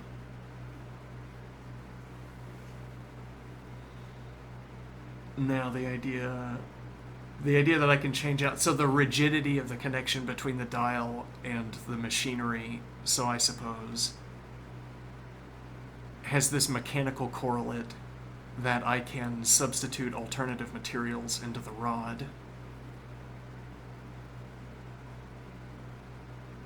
And I will still anticipate, I can substitute materials into the dial rod and expect the same outcome. Whereas when I substitute for the elastic band, when I substitute materials, I do not expect the same outcome. So that would be a non-rigid connection, at least if this is what our criterion is for rigidity.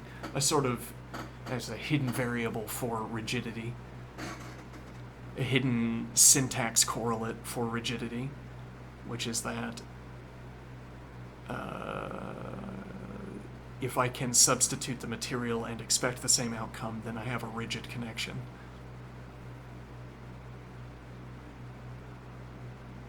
Okay, and now surely we have cleared up all of the mystery about our meaning of the rigid connection between the dial and the locking mechanism by contrasting. Yes, it facilitated this discussion to contrast this rigid connection with an elastic connection.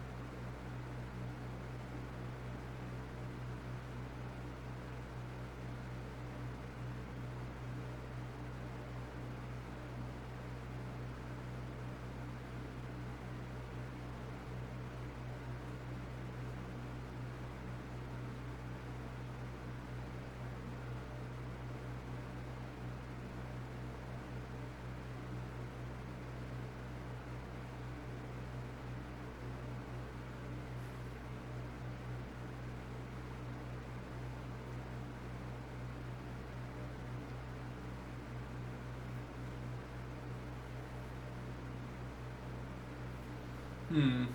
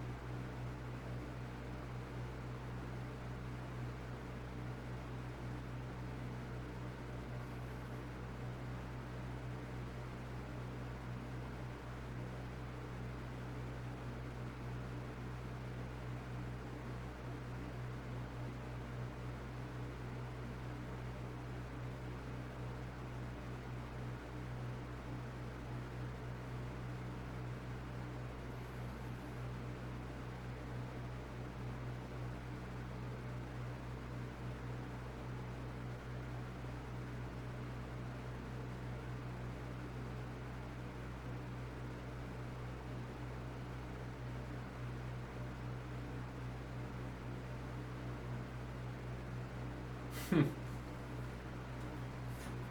I thought of a fanciful idea here.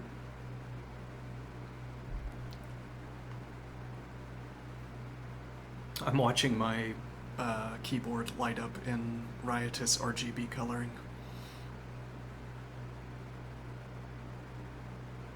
I don't have so much appreciation for RGB. There's something about the fact that you let me think here. What I want out of RGB is that there's a crystal, and we have it's a highly faceted crystal, okay, and we have thousands of light sources, and we know how we have to choose light distributions in order to bring out particular colors. Okay, so we pass these thousands of beams of light through thousands of facets, and then the crystal lights up a color. Okay, and then we rotate the distribution of light sources across the facets, and the crystal lights up a different color. Instead of so I want the coloring to be the result of a physical effect. And yet, what do you think the coloring is on an LED? I have no idea, actually. So I just like this idea more because it has a crystal in it.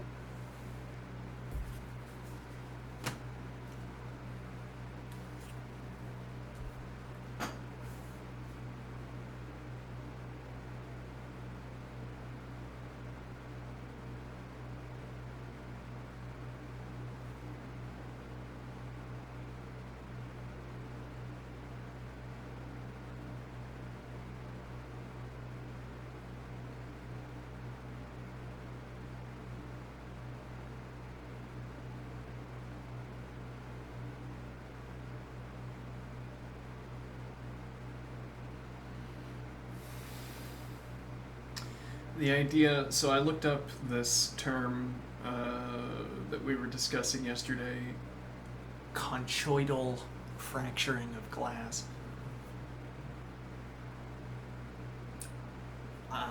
Plausibly, the pronunciation is conchoidal instead of conchoidal. Conchoidal. Yeah.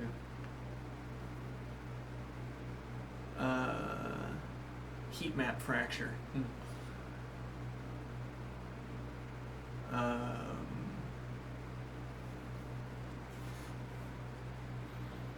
Okay, so we have a hunk of glass that has a depression in it, a dimple.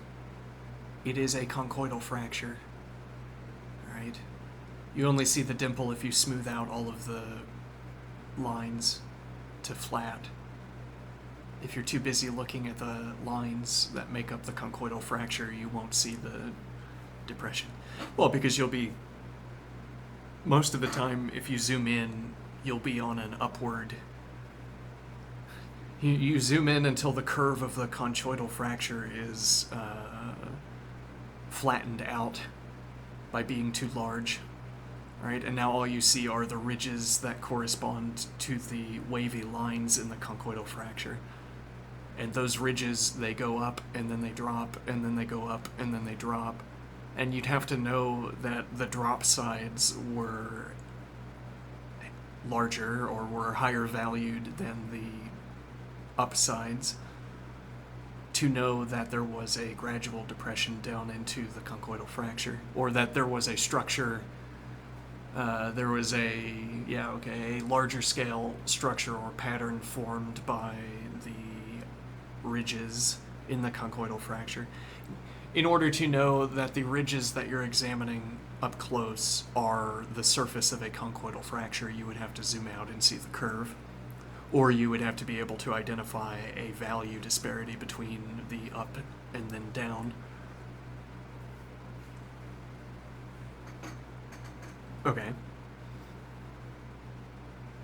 Now, so that's one side of the hunk of glass. And now what we're going to do is carve the other side of the hunk of glass. Okay, so we have, let's say we start with a lens and we crack it down the middle. It's a rough lens. We haven't ground it down yet because this is how we're going to use it. Maybe they come pre-ground. Rather, unground. They come unground. Okay. And the point is that sometimes we want to subject them to the breaking process before deciding whether we want to commit the grinding process, or before deciding what is required in the grinding process. Okay, so we have an unground lens and we crack it in half, and this gives us a conchoidal fracture down the center. All right, now we are going to cut facets into the two halves. We want our facet distribution to be informed by the wavy patterns, the boundary of the conchoidal fracture. Is there an interesting way to distribute facets on the remaining lens?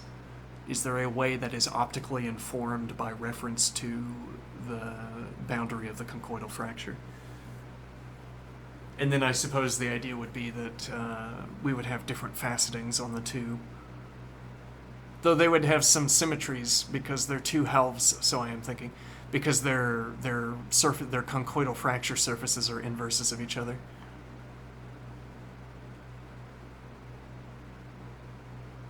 Because they fit back together into a whole. Unless there are pieces missing, chips missing. They fit back into each other as a whole, so their conchoidal curves are fitted to each other. Which is, if nothing else, a mathematical shortcut for description. I mean, so we're trying to say the wavy pattern on the conchoidal fracture tells us, or we read that wavy pattern to inform our faceting of the lens. So we have a function where we pass in the surface of the conchoidal fracture and get out a faceting pattern. Okay, now so we're imagining that the fittedness of the two conchoidal surfaces is going to give us a shortcut to referencing the facet distribution on the other half of the lens.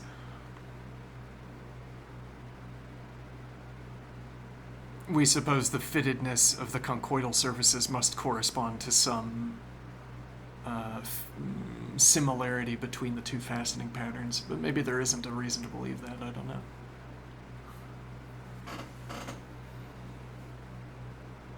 But okay, I like the idea. We're reading the conchoidal patterns, the conchoidal waves, and trying to discern faceting distributions.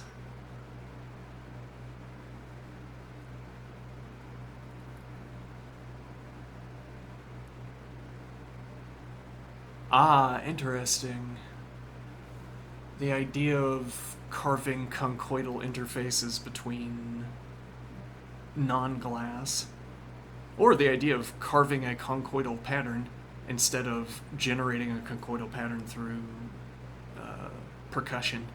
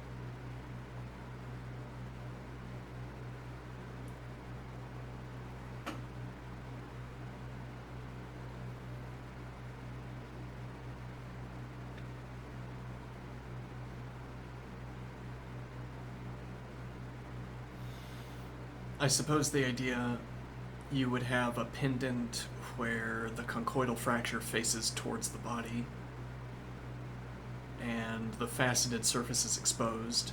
Now, the thought that struck me, would we have a suspended light source inside the conchoidal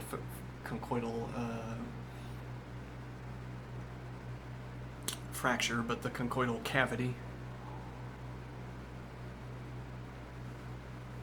And well, we introduce a new word, cavity, because we're not going to be talking about the boundary ridge lines anymore, but instead talking about the hollow of the gem as a jewelry characteristic relative to the body.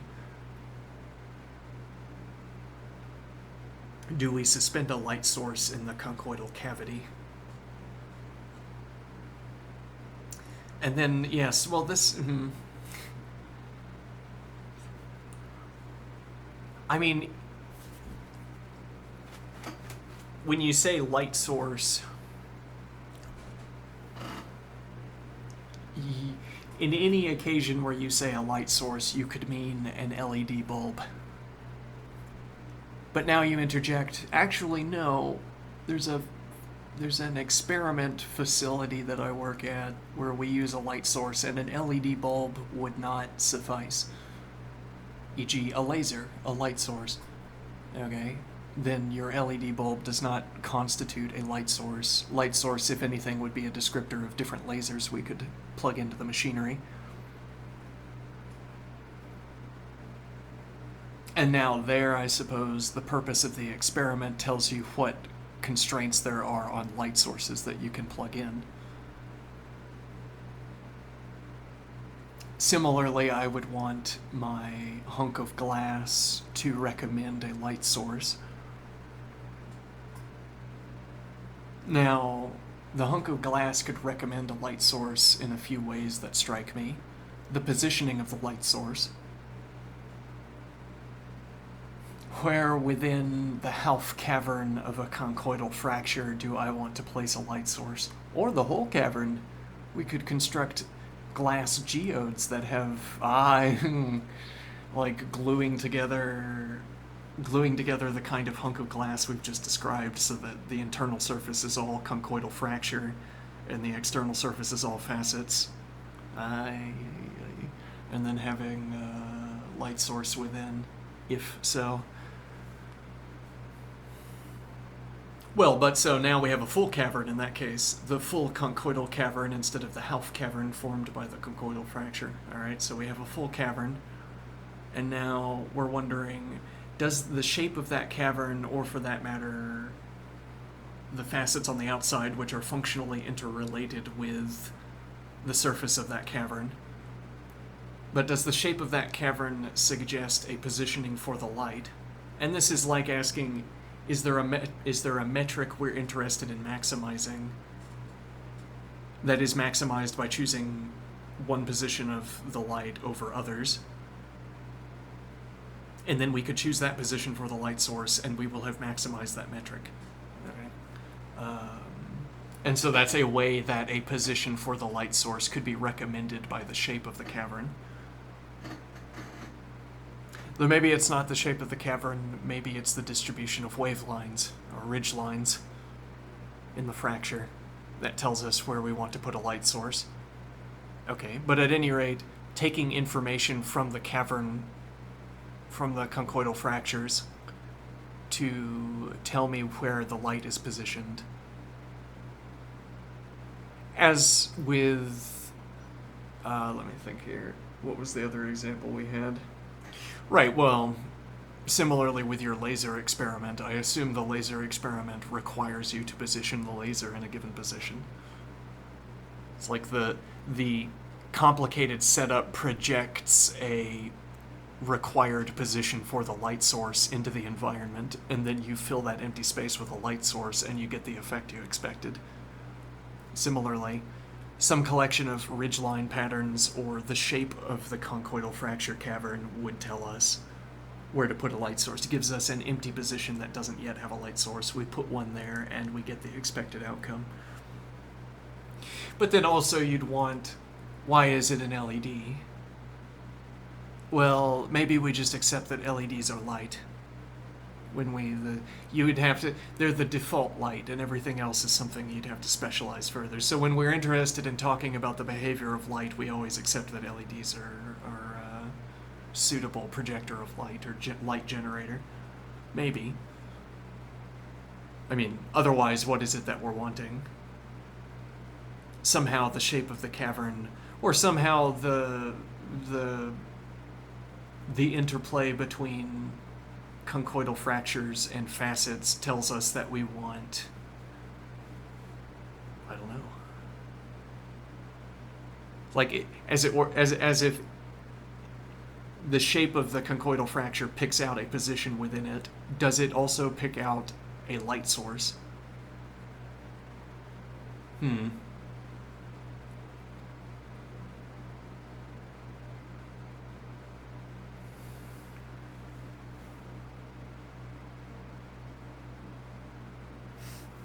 What I want is an ever-burning spark.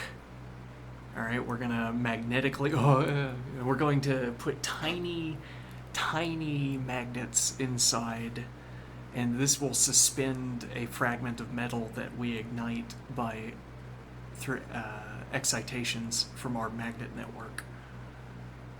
So we fill the conchoidal fracture with magnetic waves that cause vibrations in the shard of metal, and it heats up, and then it begins to glow, and that's our light source.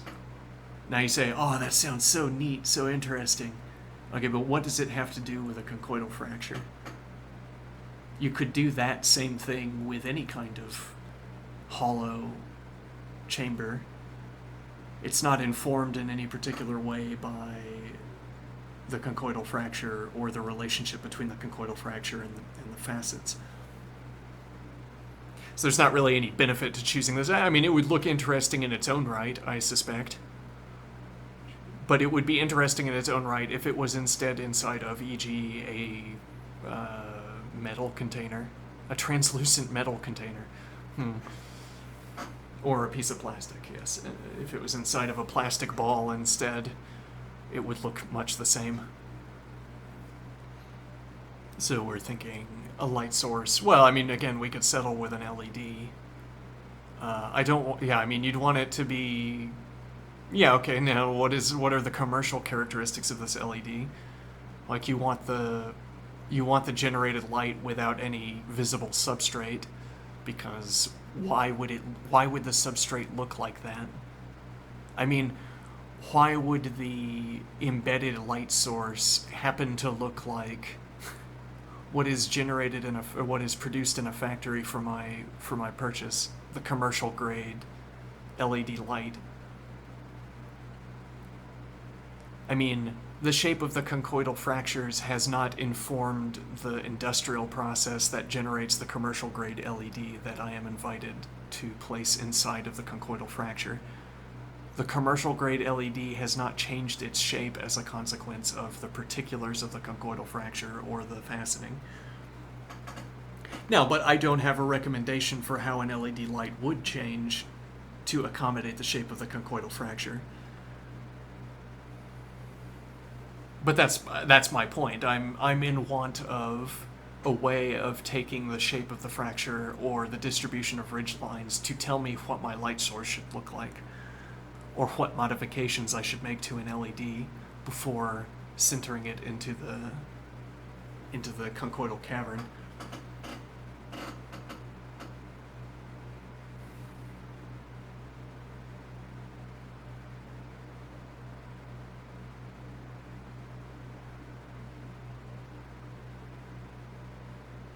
Okay, but so we have, yeah. So now what you want is hopefully the LEDs are tastefully done.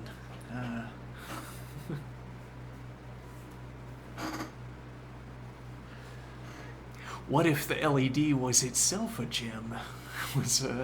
Was itself a piece of faceted glass?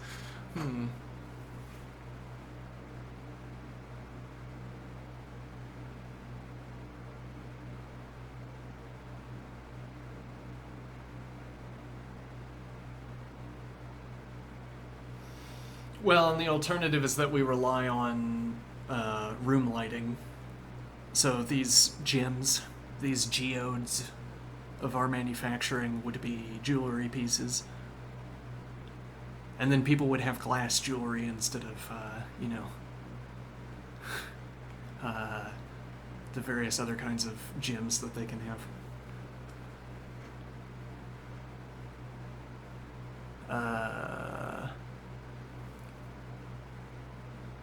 Now, but, okay, so the question is, does a light source in the room pass through our geode in an interesting way? Well, and that would be the other half of the faceting, I suppose. There's the boundary established by our faceting of the non-fractured side. Our faceting, so the conchoidal fracture is given because it's whatever is output by our fracturing process. We're handed it. We don't make it ourselves. It's further up the assembly line. Okay, so we're handed a piece of glass that has a conchoidal fracture. Or I make it, but I make it myself, but I make it according to a different rule set than what I'm currently using to examine the conchoidal fracture. So it's not going to be relevant to talk about that process at the moment. Okay, so I have in front of me the conchoidal fracture. The glass, rather, that has a conchoidal fracture embedded into it. And I'm thinking, how do I carve facets into the other side of the fracture? Okay, now I am given the ridge lines, and I am given the shape of the cavern, or the shape of the conchoidal fracture. My facet distribution has to take into account both whatever characteristics are relevant in the conchoidal fracture and whatever characteristics are relevant from room-based light sources.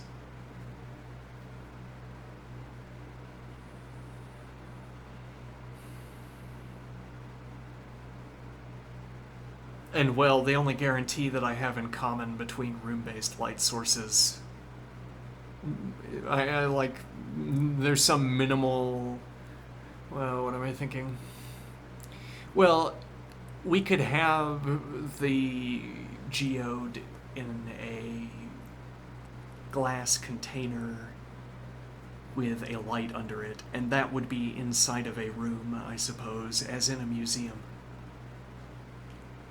Okay, now that would be a case of the geode is in a room and exposed to a light source, or a room-based light source. But that's not the typical case. Well, and what is the typical case? You're wearing the piece of jewelry. Okay, now there's a point. we have a full catalog of all of the lamps that have been sold. Okay, all in the city where we live. All right, I'm the lamp dealer, and I know all of the lamps that have been sold. And we're a club where, well, let me think here. I might be introducing too much whimsy here. Let me see. We have a kind of club where we all light our apartment rooms with lamps from the same manufacturer, the same artisan. All right. So this narrows down the possibility space of what lighting is like that will be exposed to our geode. It creates the finite distribution of lightings in rooms to which the geode can be exposed. I could also extend my knowledge of all lamps that have ever been sold and their current positions in the world, and when they are turned on, and what the other light sources are in the room. And that would tell me all of the different positions I could place the geode in space, so that room-based light sources were passing through the geode. And I could have the geode on a mannequin while I move it around from position to position, or a person. Okay? So that we get the full effect of the light passing into the geode as actually worn. And now the question is, in the extant positions where a geode can be positioned, do the light sources interplay with the facets as we desire? Okay, but we don't need that much detail. We don't need to know exactly where all of the lamps are, and all of the light sources, and when they are turned on, and etc. Because a narrower collection of descriptions will still capture every room we want to talk about. particularly if we narrow down which rooms we have to talk about. Now the idea is, with we have some light sources are in the ceiling, e.g., conveniently, repetitively tessellated into construction projects. Light sources are embedded in the ceiling. Alright, so we care more about light that is coming down from above when we are tuning our facets. We're tuning our facets around the light source being in the ceiling, or we're tuning our facets around the light sources being lamps on tables, which now the light source is not coming from above, or only reflected light is coming from above, and the primary light source is at waist level. Or if you're sitting, then it's at chest level. So on a plane with the gym itself.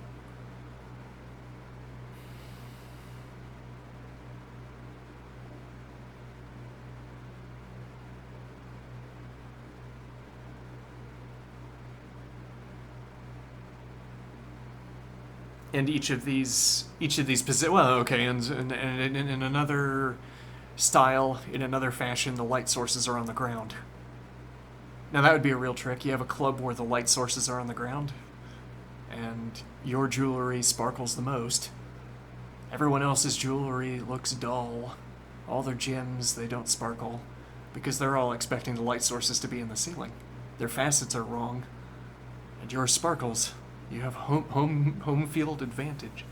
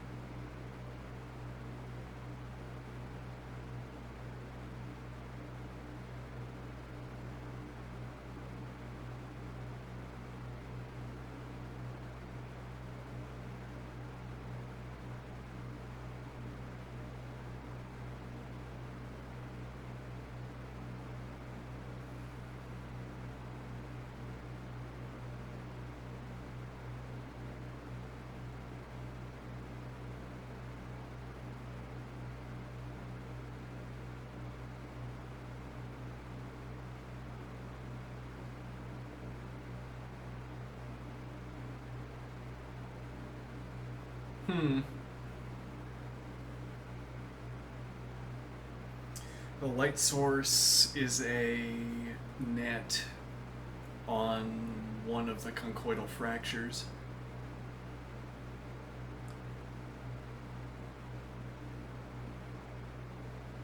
So you have. This is an interesting construction point. So we have a conchoidal fracture in the glass. We're placing a net over it.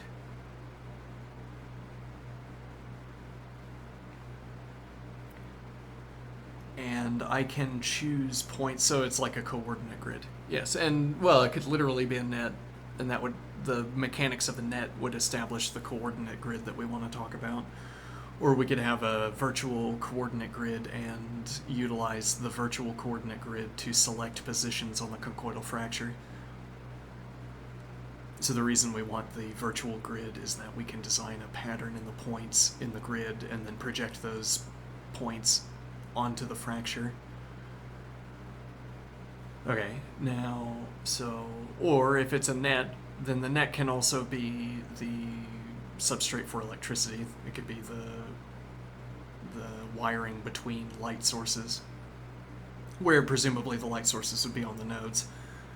Alright, so virtual or physical, we have a net on one of the conchoidal fractures, and now the distribution of ridge lines on one or both of the conchoidal fractures tells us where on the ridge lines we want to place light sources.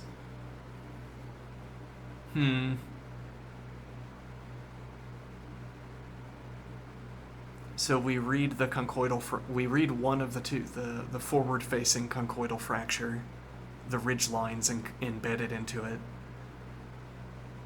and then we use that to prepare a distribution of light sources on the ridge line on the other half of the geode, or on the other conchoidal fracture.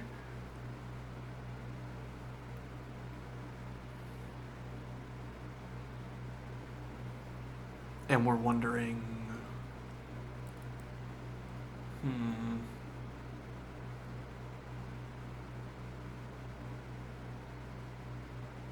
Yes, well, the same idea comes back.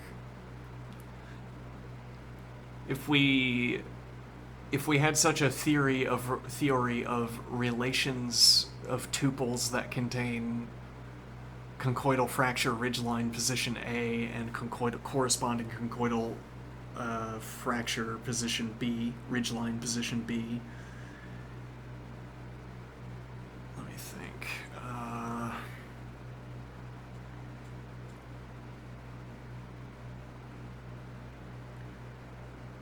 We'd want, as it were, we'd want to be able to draw a straight line. We'd want to be able to specify a drawing characteristic, as it were, a two-dimensional shape-like characteristic for what we see through the gem, so as to demonstrate capacity. But also because if we can draw a straight line, if we can extend that capacity to draw the one demonstrated straight line we've drawn into drawing arbitrarily many straight lines, then we could draw whatever we can draw out of straight lines. So if stacking straight lines on top of each other allowed us to do something interesting, okay, then the ability, the demonstration of the capacity to draw a straight line in this medium would be immediately useful to us, I guess. So I deposit a string of light sources in the net on one of the conchoidal fractures, and I look at those light sources through the other conchoidal fracture. I see a straight line. Okay, and hopefully this was a demonstration of capacity.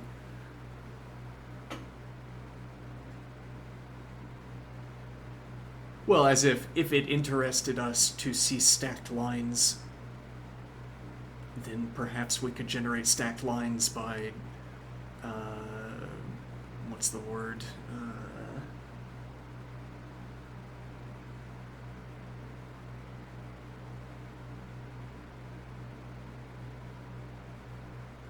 Jittering. By jittering our line input up and down. Like we get a line in one position, we jitter the machinery up and down, that generates the line. Or I duplicate the constellation of light sources that generated that line, except offset up and down, and suppose that this also generates lines up and down above the original line.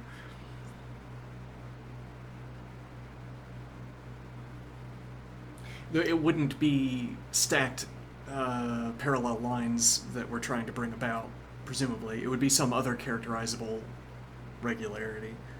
Like if we could talk about colors, and we wanted to meet various color-based characterizations of what we see when we turn on the light source.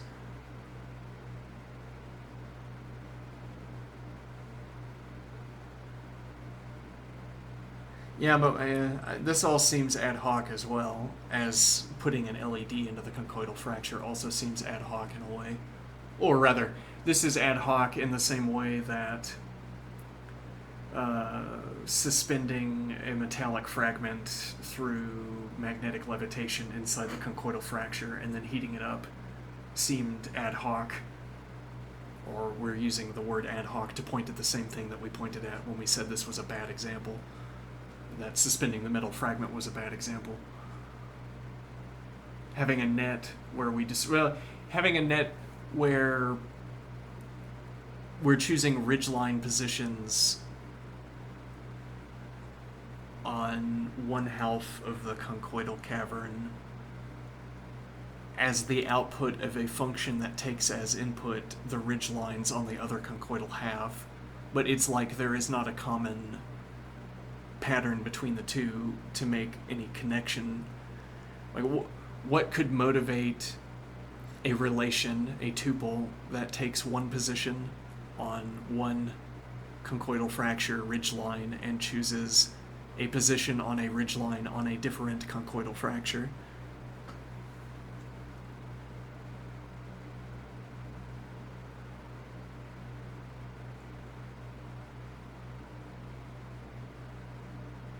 Well, and one wonders because this gem is going to be up against a body.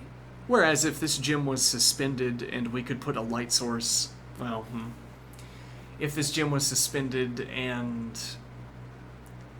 Yeah, well, if we were seeing light pass through both of the ridge lines, so now there's no internal light source. We have an external light source. It's a square larger than the gem, larger than the geode. Okay, and it... So far as the gem is concerned, the light source generates parallel rays of light, all moving in the same direction, parallel to each other, I suppose. Okay, now, the point would be that if I'm opposite the light source, the ray of light has to pass through the two ridge lines. Okay, now I can make sense of referencing ridgeline position pairs. If nothing else, I could track, let's suppose, I could track one beam of light as it passes through both ridgelines, and whatever that beam of light or ray of light picks out, whichever relation it establishes, that's the tuple that I pluck out. Or I choose my tuples by passing rays through the geode and looking at the relation established by the ray. Now, so it's easy to imagine what would connect one ridgeline to the other. It's a beam of light passing through both of them. Whereas, if I have a net on one of the ridgelines and I put light sources in the net, it's not obvious why positions on the net ridgeline matter. I mean, why I would be motivated to choose different positions. Like, I can see why I would want to put a light source on the other side of a ridgeline. Okay, so I mean, I have the forward half of the gem. I understand why I would want to put a light source on the other side, even inside the geode. I can understand what would motivate the selection of positions on a flat surface on the other side of my conchoidal fracture, the forward-facing conchoidal fracture. So instead of having a geode, we have a flat surface and we lay one half of the geode on top of it as our example object. And now I can understand why I would want what would motivate a positional selection on the flat surface. if I put a light source on the flat surface and it shines into the ridgeline distribution of the conchoidal fracture, I get whatever effects I get. Whatever effect I want to cultivate or bring about, choose, select. I select by repositioning the light source on the flat surface. I do the same thing if instead of a flat surface there's an additional conchoidal fracture. But then the particulars of the conchoidal fracture don't motivate my point selection, so it seems. There's no reason to factor in the particulars of the ridgeline shapes when choosing where to put my light sources.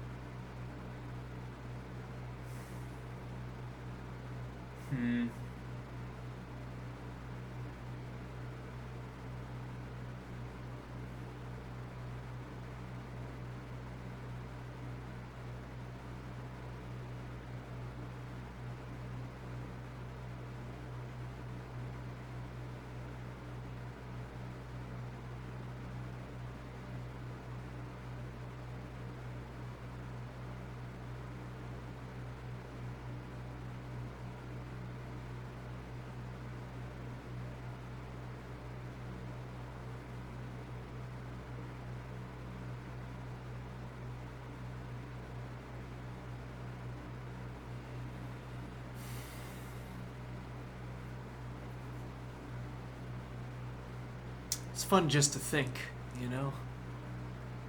I always... There's a...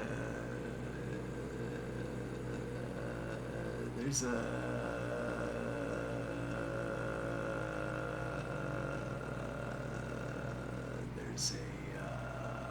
rhetorical tendency I have. There's a way I have of continuing a chain of thought where I say, what's the point now? Or what is the point here? So what is the point? I wonder if that's... It sets me up to answer a question. It's like it prods me in the question-asking mode, and then we get the response of answering a question. And if I find that I can't figure out what question I could have been asking to motivate me to supply the answer I just spoke, then I run out of things to say.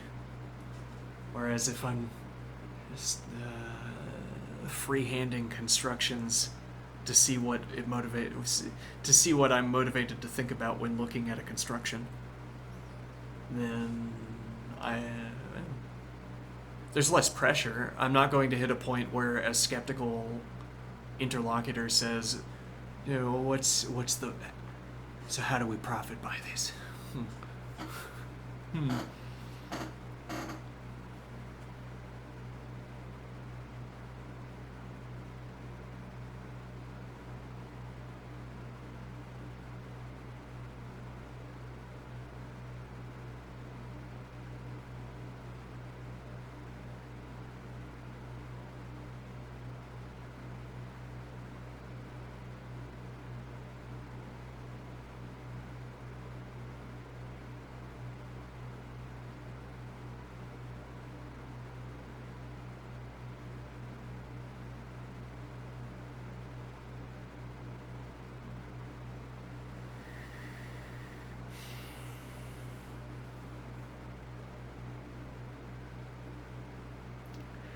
Maybe I like this idea because testing it seems feasible. And cheap, I mean, yes. I don't know how much a big hunk of block of glass costs. You'd think not a lot, but then the delivery price ends up being substantial relative to materials price.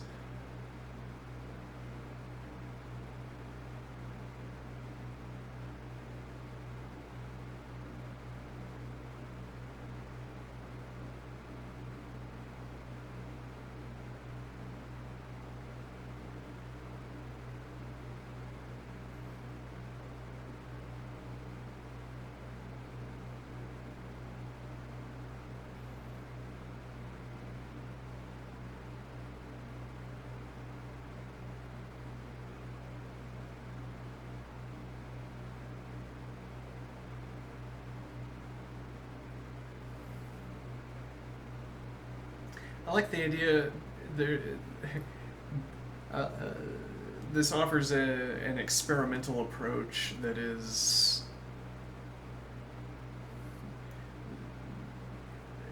an experiment format that admits of many performances of the experiment.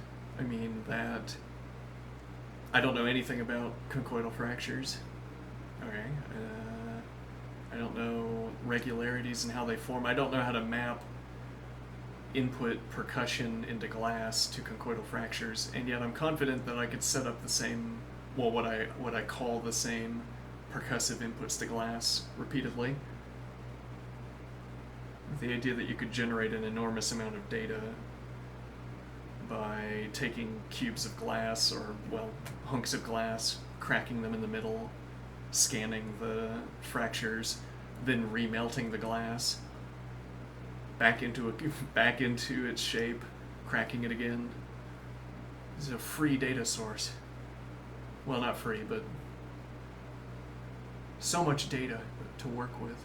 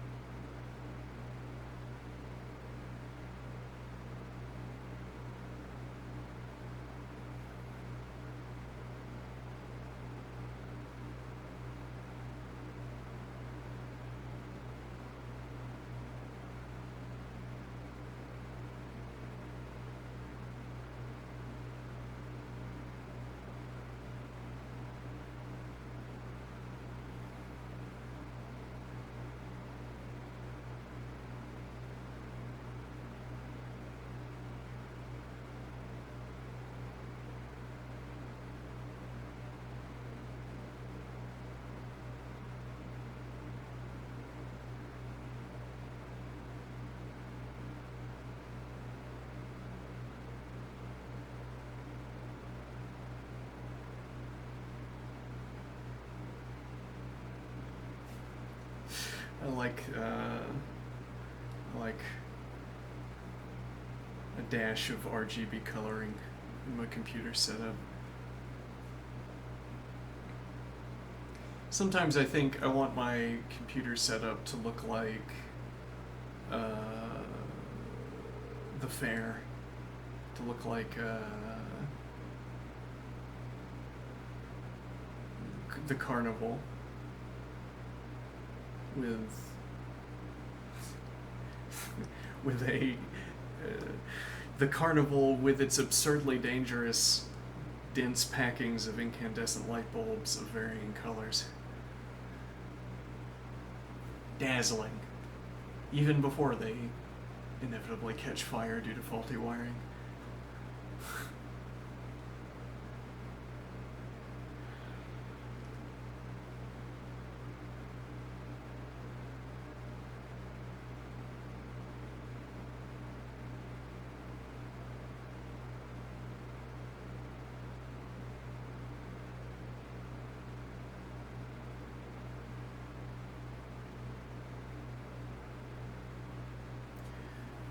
Okay, what time is it?